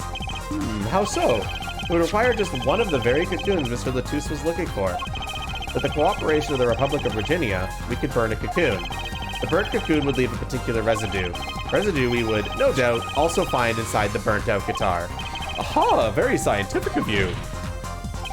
Thus, if Machi Tobai acknowledges his agreement with Darian Crescent concerning the attempted smuggling of a Virginian cocoon, the case is solved. Darian's laughing again. Your unrelenting passion is remarkable. You really want to get me, don't you? Too bad you'll never be able to. Why not? The little key ticker won't acknowledge anything. Especially not anything to do with cocoon smuggling. What's this all about? Taking a cocoon out of the country means death. By Bodinian law. Yeah, see? If our pianist really was a smuggler, the testifying about it would be suicide. Believe me, he's not talking. But you're wrong, Detective Crescent. What? It's the other way around.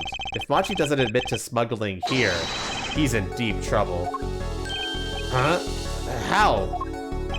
Look, if Machi admits to smuggling here, then he'll be tried in our courts, by our laws. You don't get the death penalty for smuggling in our country. The victim in this case was an undercover Interpol agent. I'm sure that news has already reached Virginia, and they'll likely broadcast our dealings in courts today, including the part about the Virginian cocoon. Yeah, but if Machi doesn't admit to smuggling now, he'll eventually be picked up by the Virginian police. It's not like he's in any danger in our court. We're not going to find him guilty of murder here. Not now. Yeah, but you can't do this. You can't accuse me. Maybe the law doesn't allow it, but who's going to think you're really innocent after hearing this trial? The same goes for Machi Tobai. The cocoon smuggling, your entire plan, Machi Tobai knows everything. There's only one way out of it for him, and that's to acknowledge his own crime. The crime of cocoon smuggling.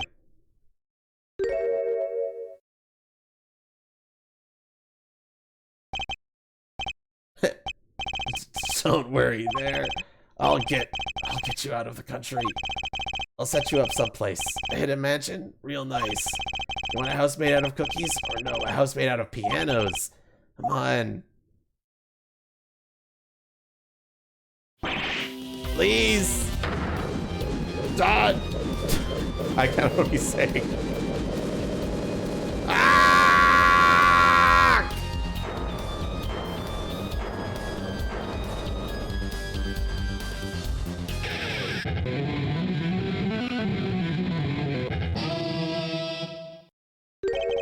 Darian, I consider that my last session with you. We rocked. I'm guessing we could treat that outburst as a confession. Oh, he's laughing again. There's a kind of sick desperation in it now, though. Will I flail my tail like that? Never. Well, have you been listening to today's trial? Yes. And you'll talk? You'll tell this court everything? I didn't want it to turn out this way, but I'm not the kind of lawyer that can overlook a crime. Today's trial was all for your benefits, you know? I see no reason why you should hesitate now. I knew from beginning, I knew. Machi. Situation I cannot explain, but money I needed. Very much money. Today's trial raises a delicate issue with our legal system. The only thing definitive in a court of law is evidence. This is the golden rule. However, it has become apparent that not all things can be tried by this standard.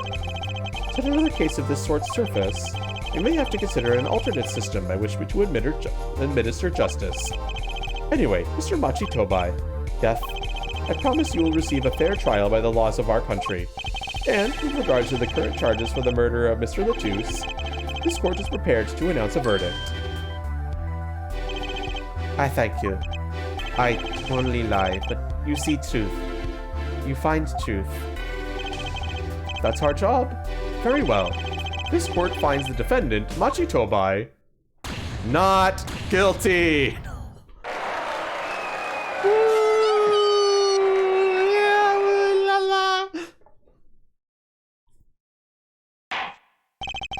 Court is adjourned.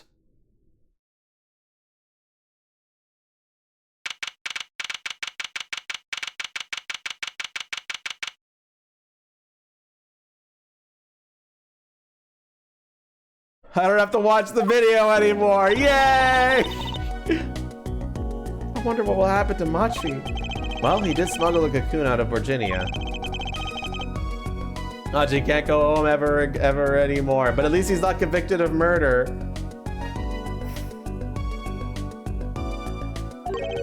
All's well that ends well.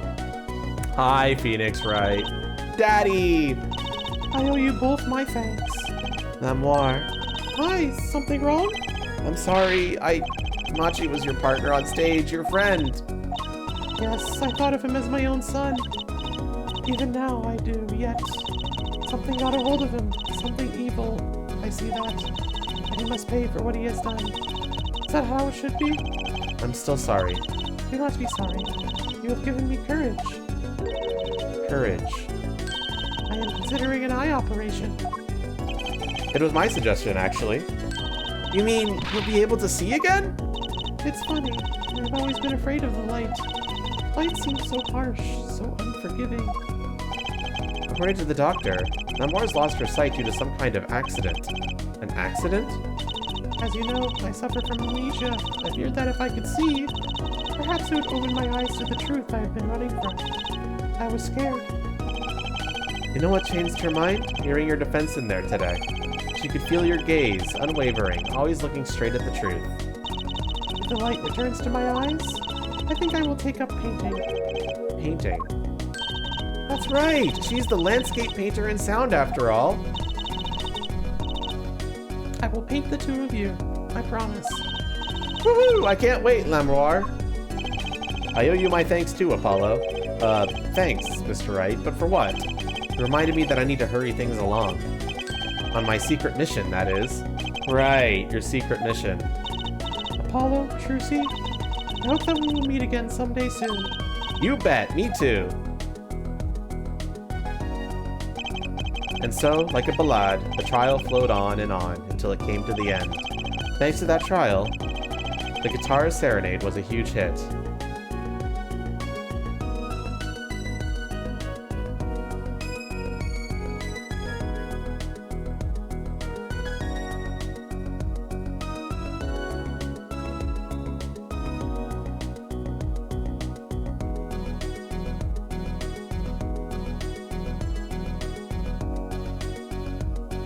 But yeah, Rosillo, we just found him not guilty of murder. He's still guilty of the other crimes he committed, but in the terms of murder, he's not guilty of that. That's what the trial was for. He'll be tried for other things later. Prosecutor Gavin's even more dazzling to look at now. Who's Trucy's parents? We only know about Zach Gramarye being her father, and that's about it. But and Phoenix Wright is obviously adopted her. Like that's obvious at this point. Prosecutor Gavin's even more dazzling to look at now. But there's something I want to say to that guy. Next time you write a ballad, have them catch the killer at the end. Find out next time on more Apollo Justice on Saturday as we get through the entirety of Case 4. On that note, since we're going to be taking a break from this game for 2 days so that I could do the entirety of Chapter 4 in one stream, how about a little teaser, chat? A teaser of what's to come. The opening of the case. We watch the intro, and then I leave you hanging for 2 days. How does that sound, chat?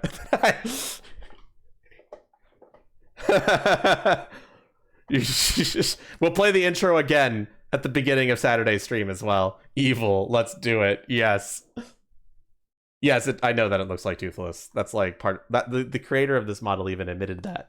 That was one of the reasons they wanted to make it.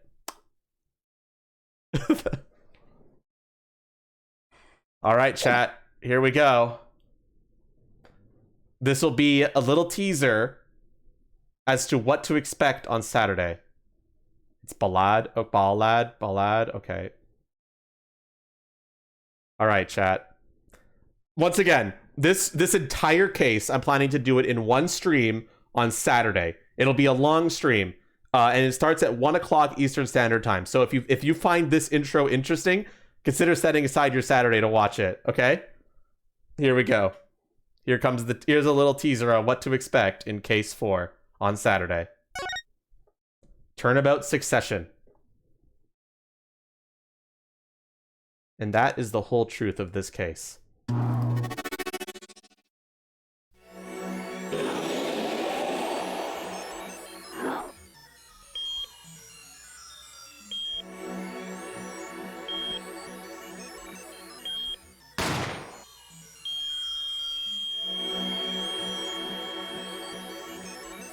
In order to understand it myself, I had to know the story of these last 7 long years.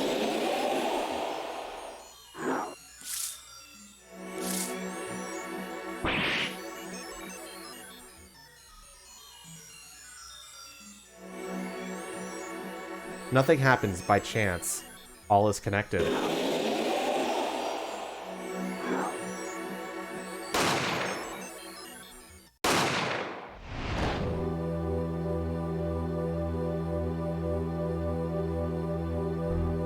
And now, you stand ready to begin the final chapter of this story.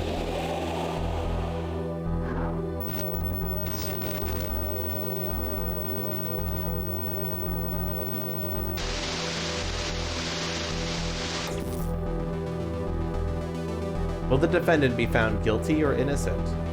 The decision is yours.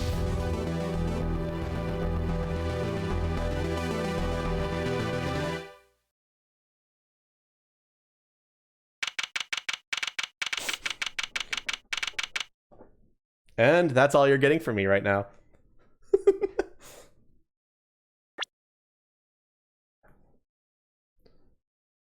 And that's all you're getting from me now, chat. That is it. That's all you get to see for now. If you want to know more, tune in on Saturday. 1 o'clock p.m. Eastern Standard Time is when we're starting on Saturday.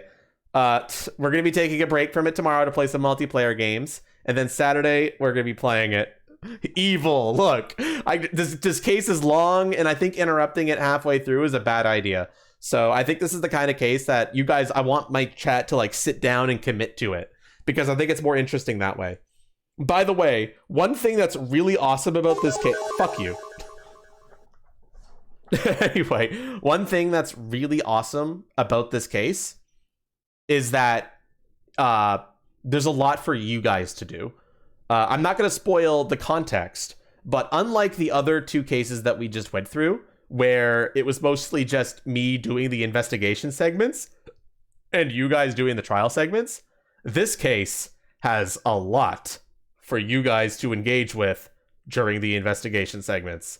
So get your thinking caps on. You're going to be really, really going it. Hey, thank you for the resub, Accord. I appreciate it. The first investigation, not so much. The first investigation is going to be like all the other investigations, but the second investigation, you guys are going to be doing a lot of heavy lifting, and I think you guys are going to love the shit out of it. I'm looking forward to it. All right, chat. All right. I'm going to end early today. Take a little extra rest. I got to be in the office tomorrow, so it makes getting a little extra sleep will be good for me. I'll see you all tomorrow. Tomorrow I'm planning to play Marvel Rivals and maybe a little bit of Rivals of Aether 2. Basically a Rivals Day, both Rivals games. And then Saturday we're doing this. So yeah, be there Saturday. I'm saying this a lot because I think you guys are going to really enjoy the final case, especially if you've been following along the game. And your imagination, you don't need to get caught up on the VODs. The only thing you really need to know about the case we just did for the context of case 4 is who Lamoire is. And even then, that's a very minor connection. But I would say, if you're coming in late, I would recommend checking out my VOD for the first case of this game, because that case is relevant. All right, everybody. I'll see you all tomorrow for some multiplayer fun. Take care, everybody, and have a great night. I should see who's live right now to raid, actually.